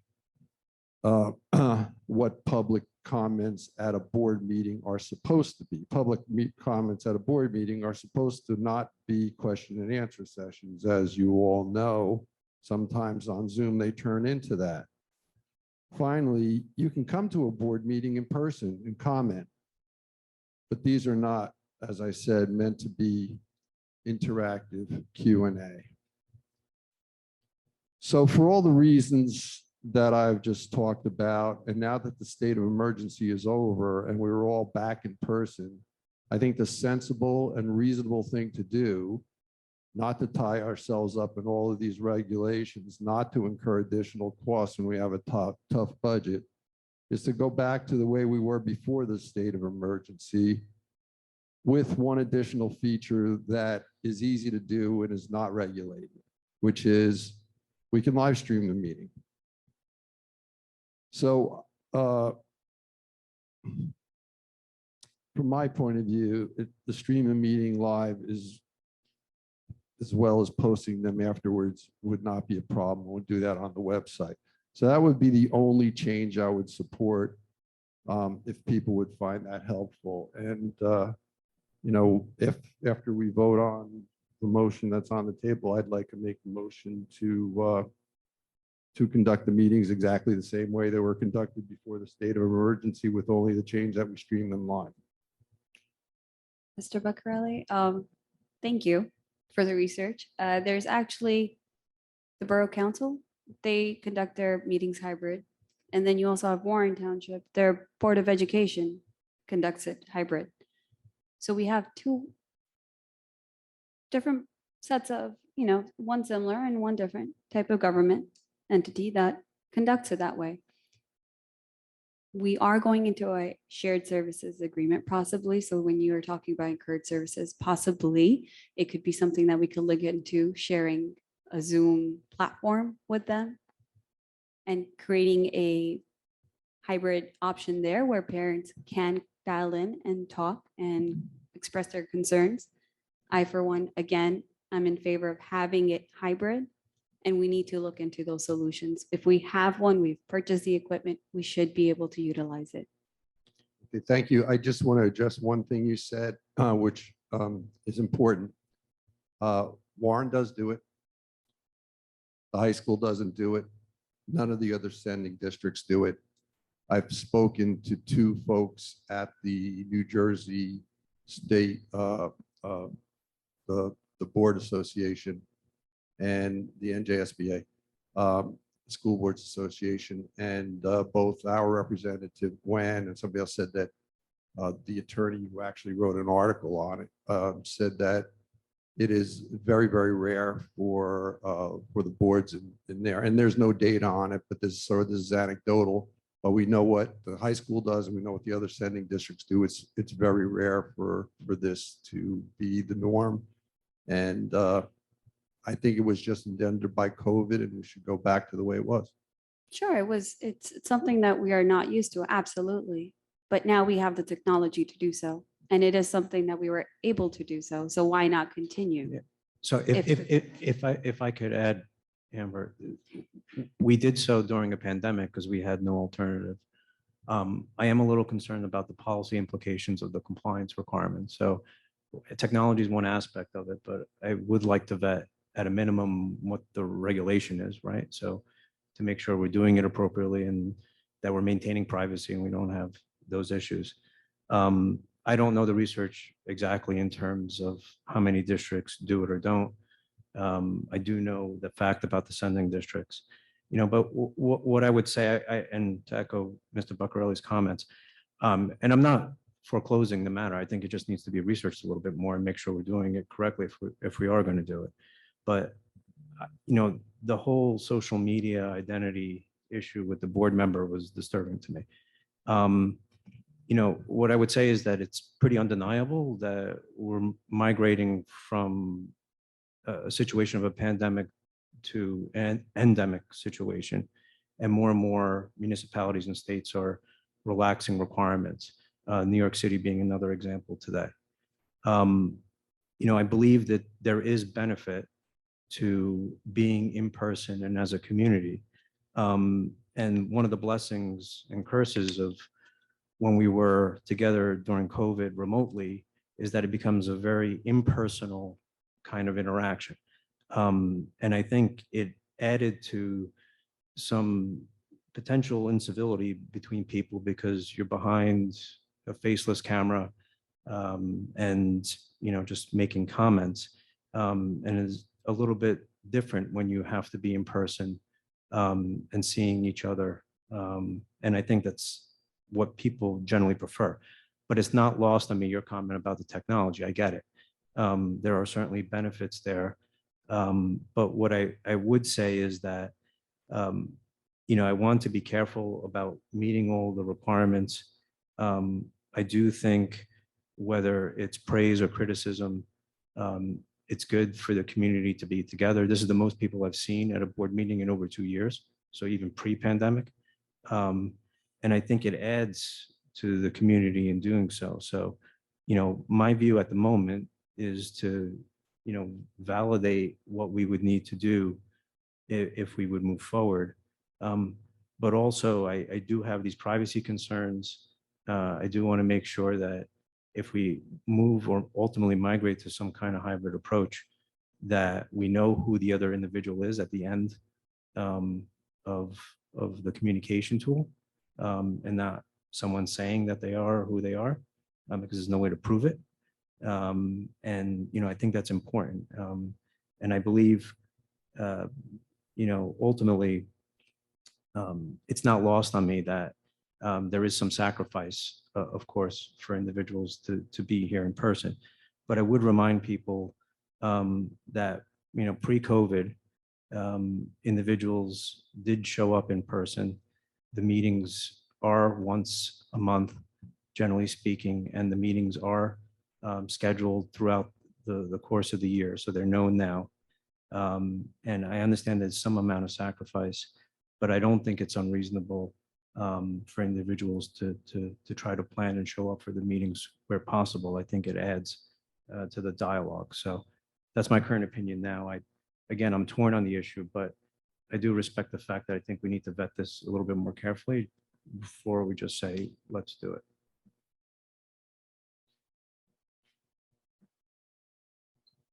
Okay, can we have a roll call, please? And this is for the Actually, motion on the table for Doreen? hybrid meeting. I actually have a quick question. It's for Mr. Pepe.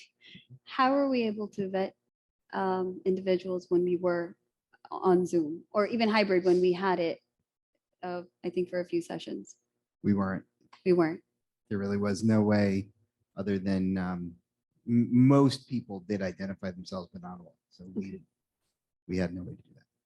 And would you be able to have a policy? I guess this would be the question for everyone as well. Would we be able to have a policy if your name is there and it is recognizable, then you have to have like, say who you are, right? If that person doesn't Right, say I when they're think- raising their hands, I think that's a great question, and it's a question for the policy committee. right? Right. So that's why I think last meeting, I Yeah, said, would we be able to? We can certainly talk that out, but I guess, again, my point is I could put any name. I could put Amber, right? You don't know who I am. If I'm remote, you don't see me. And that's the issue. I think we need to be careful, especially in light of, again, this recent disturbing social media issue.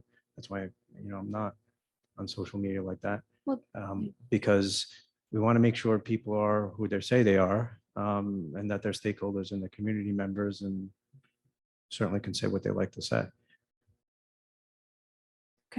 Just on the subject also, Mr. Pepe, the reason that the members of the public are not on camera is because of the way it's set up as a webinar format, right? There's the option where you can have just the board on camera and everyone else with the camera off, or you can have it with both the board and everyone else with the camera on. So it's just the decision, which I'm not saying is the wrong decision. It's just that that's how, when it's set up in that presentation mode, then everyone else besides the board members are going to be off camera. And that's how it's set up, right? So. Yes, there are settings. There are some ups and downs to all the settings. One thing with, one of the reasons we went with the webinar is it gave us a little bit of ability to control bandwidth. So what happens with these meetings, if you've ever been on a meeting, sometimes someone will announce, please everyone turn your videos off because screens are freezing. So this method allowed for more people to participate without that issue. That's one upside to using the webinar. Also with the webinar, we were able to increase the number of participants available. We had a couple of issues early on where there were more than 100 people trying to get on, and we had a max. So there were people who weren't able to get on the meeting. That happened twice. And that kind of led to this, looking into this. So yes, there are settings where it is possible through Zoom to allow more. We would have to vet this out though, like make a decision of how we want to do it. I'd have to test it out with our tech staff. I'd also like to point out that that's not really just a technology question. As a matter of fact, you cannot force anybody to turn on their camera when they're making a comment. Hence the ID verification issue that I see. Actually, sorry, if we do have it in a webinar way, we can do it where their email addresses, their name, and it's given out prior and then to the meeting, as usually how most secured platforms are. So you have to register, right, for the webinar or whatever it is. If there is a parent that would like to register or be a participant, they would have to put in their name, their email address, and then send in the request. That's one option. And like you said, you never know. And that's just something that even on ad hoc committee, which you are going to have a meeting on Monday, right? How would you know who's logging in? It's not a meeting at which you're conducting official board Okay. business. That was the question I had, Rich. I appreciate you looking into all these regulations and stipulations, but I just wanted to confirm what you had said, that in the beginning, it sounded when you had mentioned that we are required to provide remote participation, if I heard you correctly. If you have a hybrid meeting, Anthony, I'm sorry if I wasn't clear about that. So if you're fully in person, you're not required. If you have a hybrid meeting, of course, that you would need to actually present that option to the public. Okay, but then towards the end, your optional proposal is that we would have a live stream meeting just without the participation. That's not considered a hybrid meeting. Okay, that's the Actually, live streaming is not considered a hybrid meeting. It's being done right now as we speak. We have the ability to do it.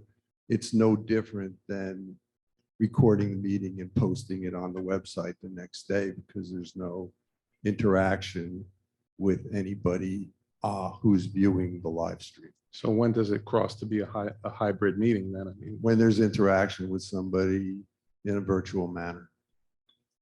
Right, so that's what I'm saying. If it's a hybrid meeting and it's required to have remote participation, that's what makes it a hybrid meeting, so it's. I'm No, not sure. I think, Anthony, we're in person, so there's no requirement to have a hybrid meeting. Right?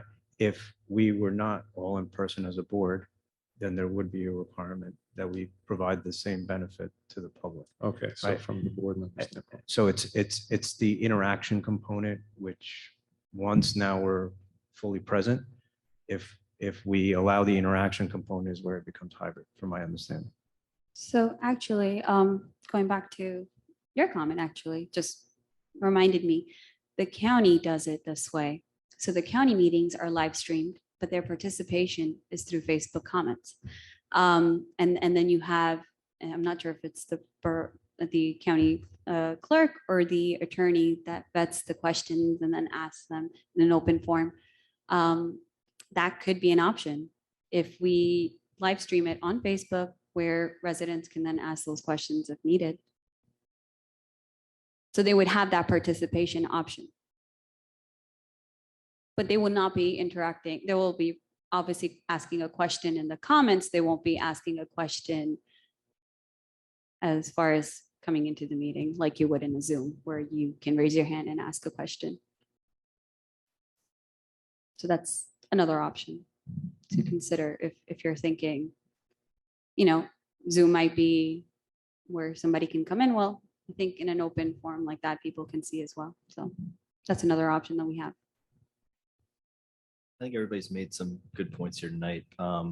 Personally, I'd be in favor of restoring a live stream, tonight. And then I think it would be very helpful if the policy committee could look into the actual hybrid meeting, because it does seem like there are a number of policy implications here that I personally have not thought of before.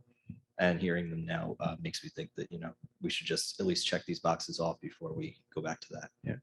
That's Yeah, I'm perfectly fine from a policy committee perspective, looking at the regulations that Mr. Buckarelli said, and then, distributing it through the rest of the committees for consideration.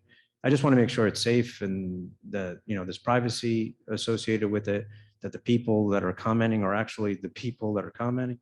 Amber, to your comment on the Facebook, there's a lot of alternatives, but also with Facebook, right. Who's making the comments? What are they exactly saying? Is that stored?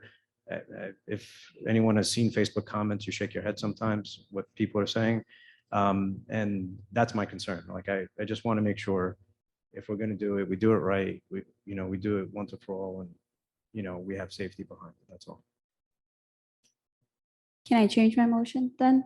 I would like to You can change it or amend withdraw it. it. Yeah. So then I would like to make a motion to amend my motion. And the motion is, I would like to vote on a live meeting, possibly at the next meeting. And then, you mean a live interaction? yes, Okay. yes, Live streaming. live streaming, yes, for our next meeting, and then visit the hybrid and in our policy. And is it being live streamed today? Or no? No, next meeting. Not by us. Okay. Not by us, but Yeah. by a Oh, okay. member of the audience. So, thank So you. can we just have a clarification of the motion? You want to have Just live stream, the board live stream the meeting next meeting? correct. So this is where I get to have a little bit of fun, because now I can talk Robert's rules. I love this stuff. So I think technically what Mrs. Murad is doing is reiterating what Mr. Buckarelli had recommended, which was a live stream, which was a recommendation for an amendment to the original motion. I'm not sure that there's anything different in what you're proposing now than what Mr. Buckarelli stated earlier. Right, okay. So we don't need that motion. What we need is a vote on Mr. Buckarelli's motion to amend Mrs. Murad's motion. Once we vote on that, if the vote is yes, then we can vote on the amended motion to live stream. So right now, we would need a second to Mr. Buckarelli's motion to amend Mrs. Murad's motion. Second. Was that Mrs. Harvey? She's like, Yes. Rich, just get this over with. All right, I got to figure out how to record this now. So Mr. Buckarelli, Mrs. Harvey. This is amend. Okay, So we currently have the motion on the table. The amended motion, which is now to live stream meetings, beginning with the next meeting, which is April 28th. And with the understanding, based on the discussion, that the policy committee will take up a review of the policy implications of possibly going to a hybrid. Mrs. Harvey, I guess you can ask if there's any further discussion or call for a roll call. Roll call. All right, Mr. Barbella, Yes. Mr. Buccarelli, Yes. Mr. Ingracia, Yes. Mr. McDonald, Yes. sorry, Mrs. Murad, Mrs. Scharf, Yes. Mrs. Harvey. Yes. Okay, the motion on the table has been amended. So at this time, we can either have further discussion or a roll call on the amended motion, which is to live stream starting April 28th and send the contemplation of potential hybrid to the policy committee. Roll call. Mr. Barbella, Yes. Mr. Buccarelli, Yes. Mrs. Ingracia, Mr. Ingracia. I Yes. knew that was going to happen. I knew it was going to happen. I'm so sorry. Mr. Ingracia said yes. Yes. Mr. McDonald, Yes. Mrs. Murad, Mrs. Scharf, Yes. and Mrs. Harvey. Yes. See, I got too excited about the Roberts Rule stuff. The amended motion passes, which means we will be live streaming on April 28th, and policy committee will take up a review for future consideration. Thank you for playing the Roberts Rules game. I've enjoyed being your host. I also wanted to bring up to the board, just in case, especially if anyone hasn't been able to check their email. I received an email from the president of the Watchung Hills Regional High School that I'd like to share with everyone. Good afternoon, Mrs. Harvey. I recently read an article where there were questions being raised about the Watchung Board of Ed's engagement with us regarding the regionalization study conversations. I am not sure where these questions have come from, but they did not come from anyone on our committee. The Watchung Board of Education engagement was similar to the engagement with others. You attended all the meetings we convened. You attended the webinar, and you have been responsive to all of our email inquiries. Nothing in our interactions could be possibly be represented as being less than the other districts. I have found you to be very responsive to all of our correspondences. While we are certainly disappointed that the Watchung Board of Education is not engaging in this study process, and we continue to leave the door open to that possibility until we actually convene the stated team after the awarding of the grant. We have nothing but respect for your decision based on your own priorities and circumstances.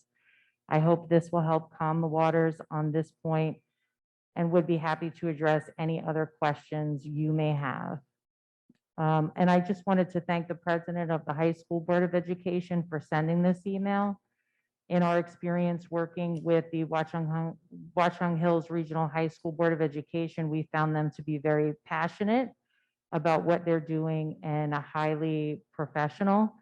I appreciate their clarity on this matter. I did forward this to all the board members and just let all the board members know if you have any questions, please let me know. And I will have no problem sending that to the High School Board of Education.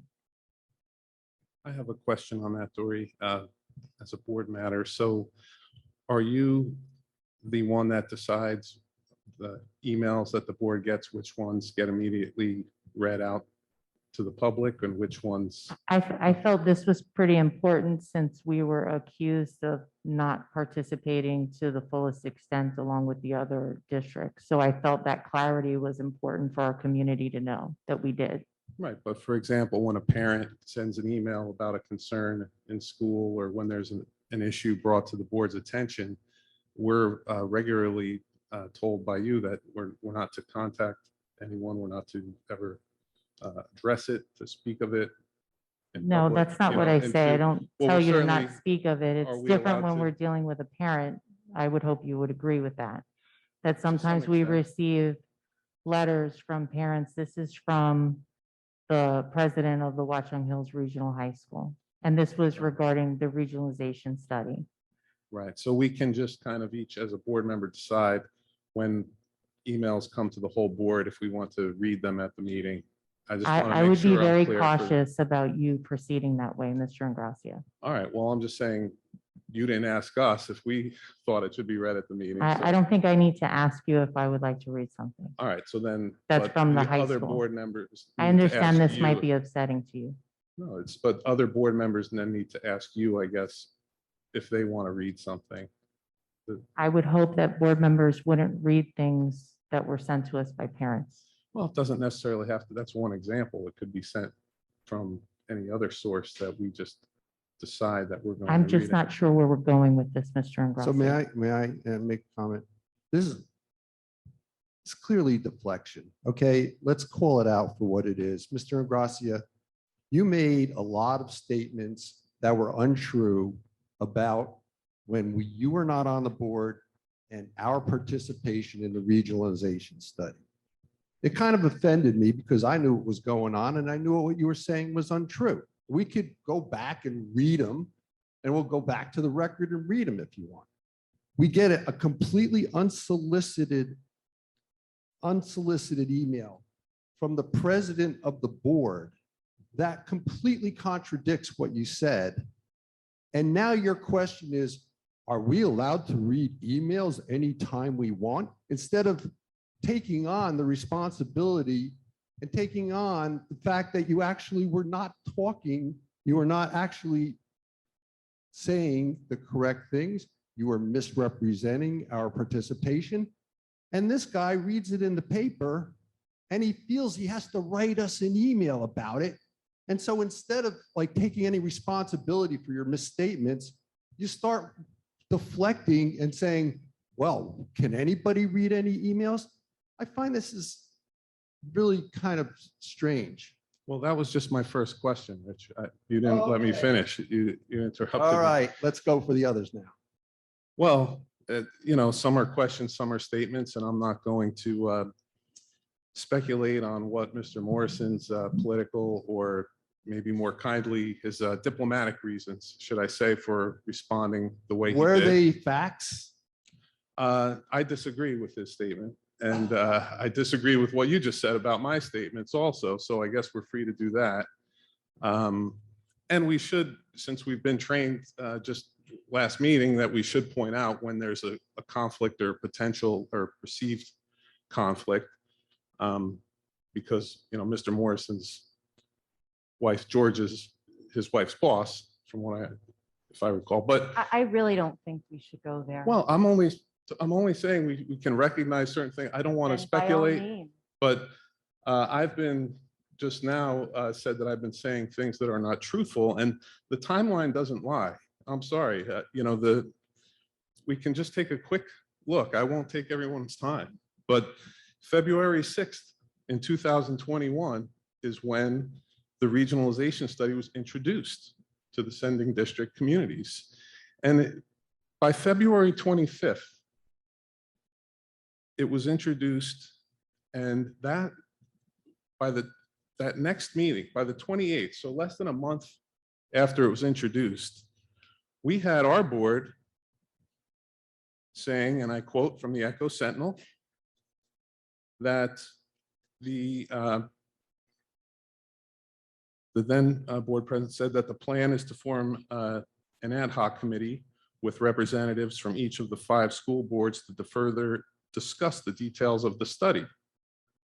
But what did you say, Mr. Buccarelli? You said that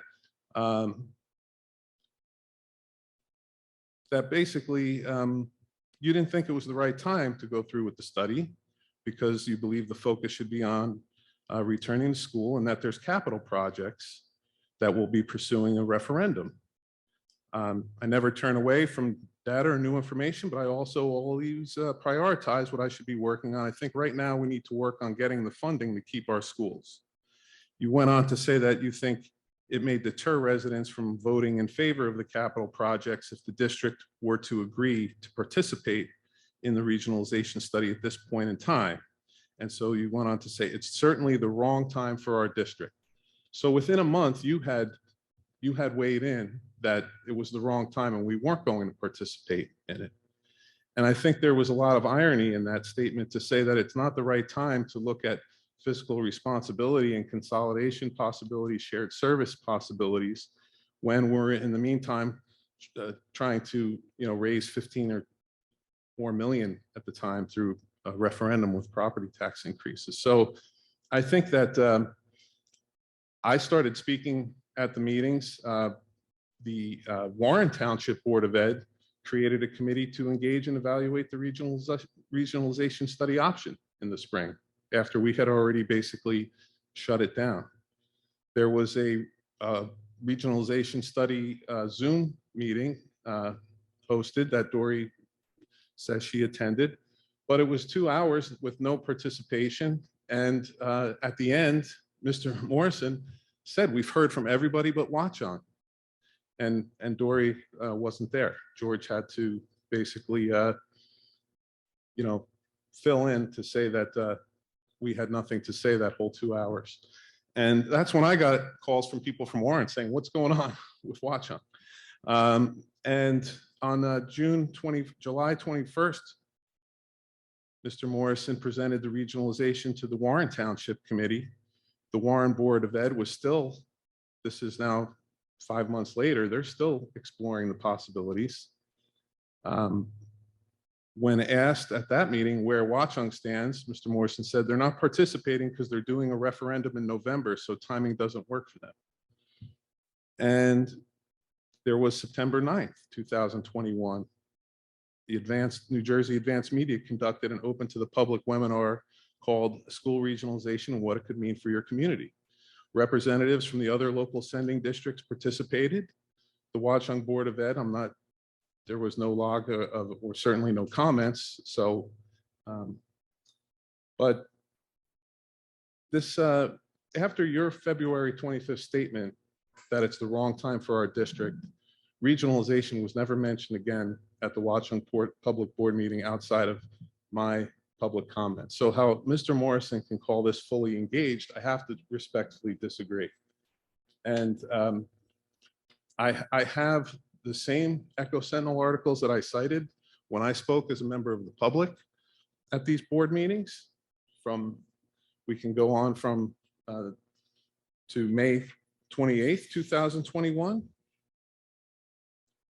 The members of the K-8 school boards in Warren Long Hill discussed the matter at virtual meetings Monday, May 24th. This is a few months after we've basically decided we're not going to participate. Several members of the Long Hill board expressed willingness to participate in the state-funded study, while the Warren board voted to form an ad hoc committee to consider the matter further. Board of Education members in Long Hill said they saw little downside to passing a resolution, thereby having a seat at the table on the joint committee. Board members said that study could reveal opportunities for greater efficiency in various respects, and it's not coming out of our pocketbook. It's almost a no-brainer to me. She said, "I'm not worried about that word regionalization. I'm looking for the benefits of the whole thing. And if that happens to be one of the benefits in the end, fine, but there's going to be a whole lot of stuff before that I'm looking for and we could get value from." They went on, "I know the label of the study, but I think it's overshadowing all the stuff that comes before and the benefit we can get from that." I thought there was other very good comments in here, because they're making the point that it's not just about the financial aspect of saving money.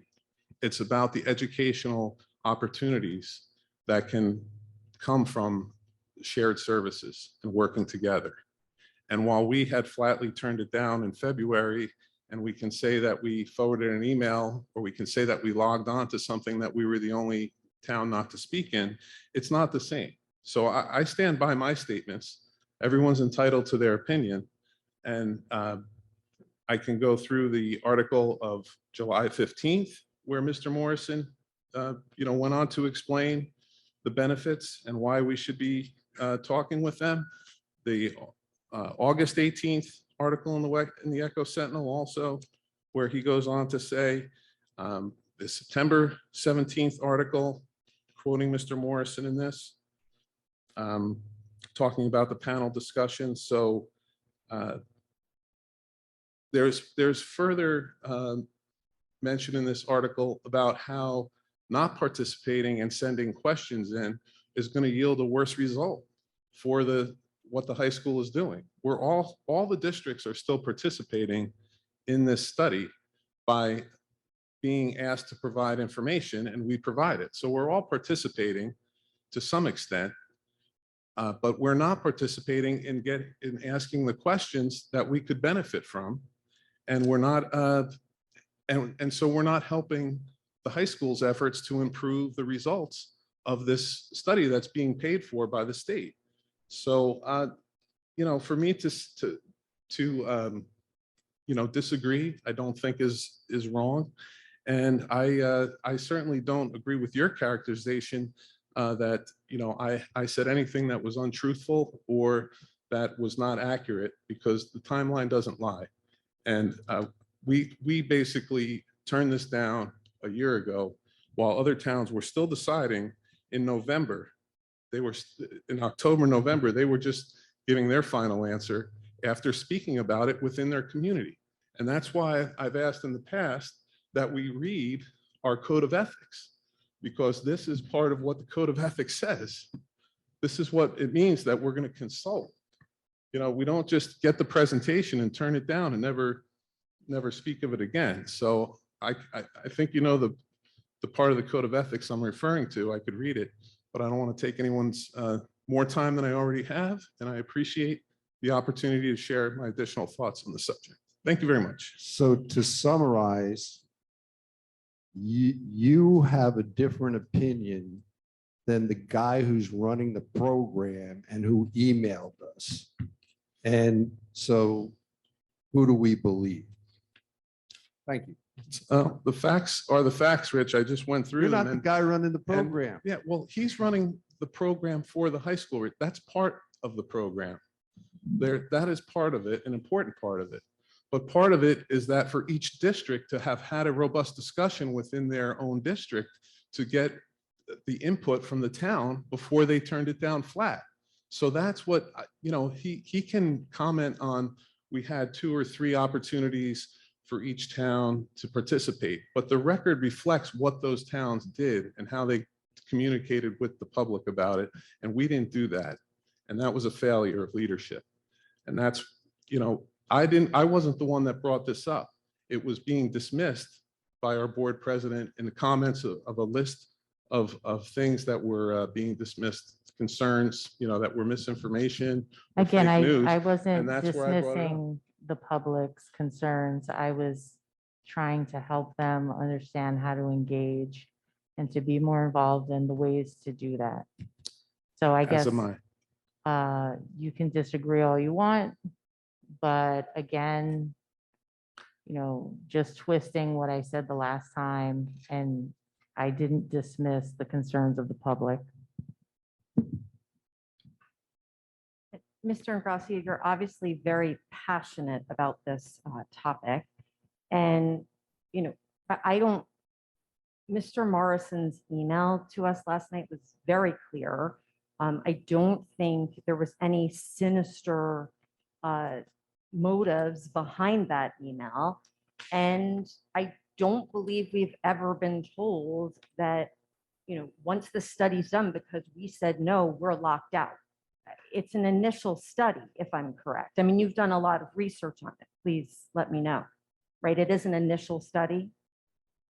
Well, the point is, we're not participating in a crucial spot. If you're saying that there's no opportunity for Fully aware. reviewing the results after it's done, but no, I believe he said he's sharing the results with us when it's done. Right. And honestly, I mean, knowing the other sending districts, I mean, none of them are participating. Like it's very clear, none of them are participating. Which They've is the given point, information, but no, please don't go back in the middle of filter. I've got Yeah. it. Okay, thank you. Please. You have your opinion and I respect your opinion, but please don't go back. Is there any other board business to discuss? Okay. Mrs. Harvey, can I just make one comment? Sure. I wanted to do this during the operations agenda, but I missed my opportunity. I just wanted to point out anyone who watched or was here for the last meeting that I had announced that we would have a revised PTO item on this agenda, but it's not there because after I made that statement, I had further discussions with the PTO and we found out the good news, which you heard earlier, that they're actually approving more grants. So we decided to wait until the next meeting when we can actually put all of it together into one revision. So I just want anyone who was paying attention and said, wait, where is that PTO motion? That's why it's not there tonight. Thank you. And thank you so much to the PTO who continues to be very, very generous. Thank you. Okay, we're going to move on to comments from the public. Please remember to state your name and address.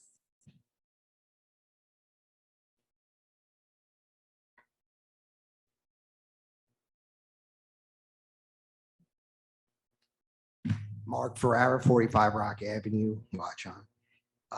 Rich, I'm really concerned about some things that you said tonight, especially when you condemned some kind of Facebook issue. Sir, please, you need to reference your comments towards me, not to board members. Okay, so referencing this way or this way, it's to a board member. So which way should I go this way? You can speak directly to me, sir. Okay, all right. So when racist and biased letters were sent to my home and other people's home in support of certain board members, that's okay. You didn't talk on that subject, did you, tonight? No, I know you saw the letters. I just want to. Okay, I'll remind just leave you it to at that. Please make sure. Okay, any other comments from the public?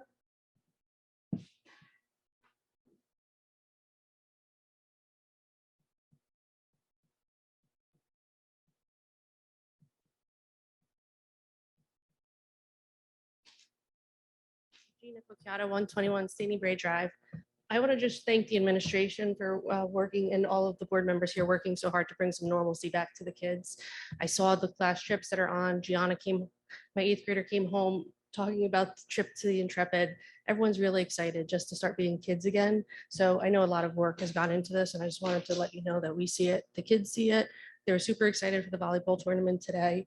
My younger ones are excited for the events that are going on in their class. And really, we're all here for the kids and making them happy, making this the best experience that we can. And I know you guys pour so much time into this. So I really just want to thank you all. Thank you. Any other comments from the public?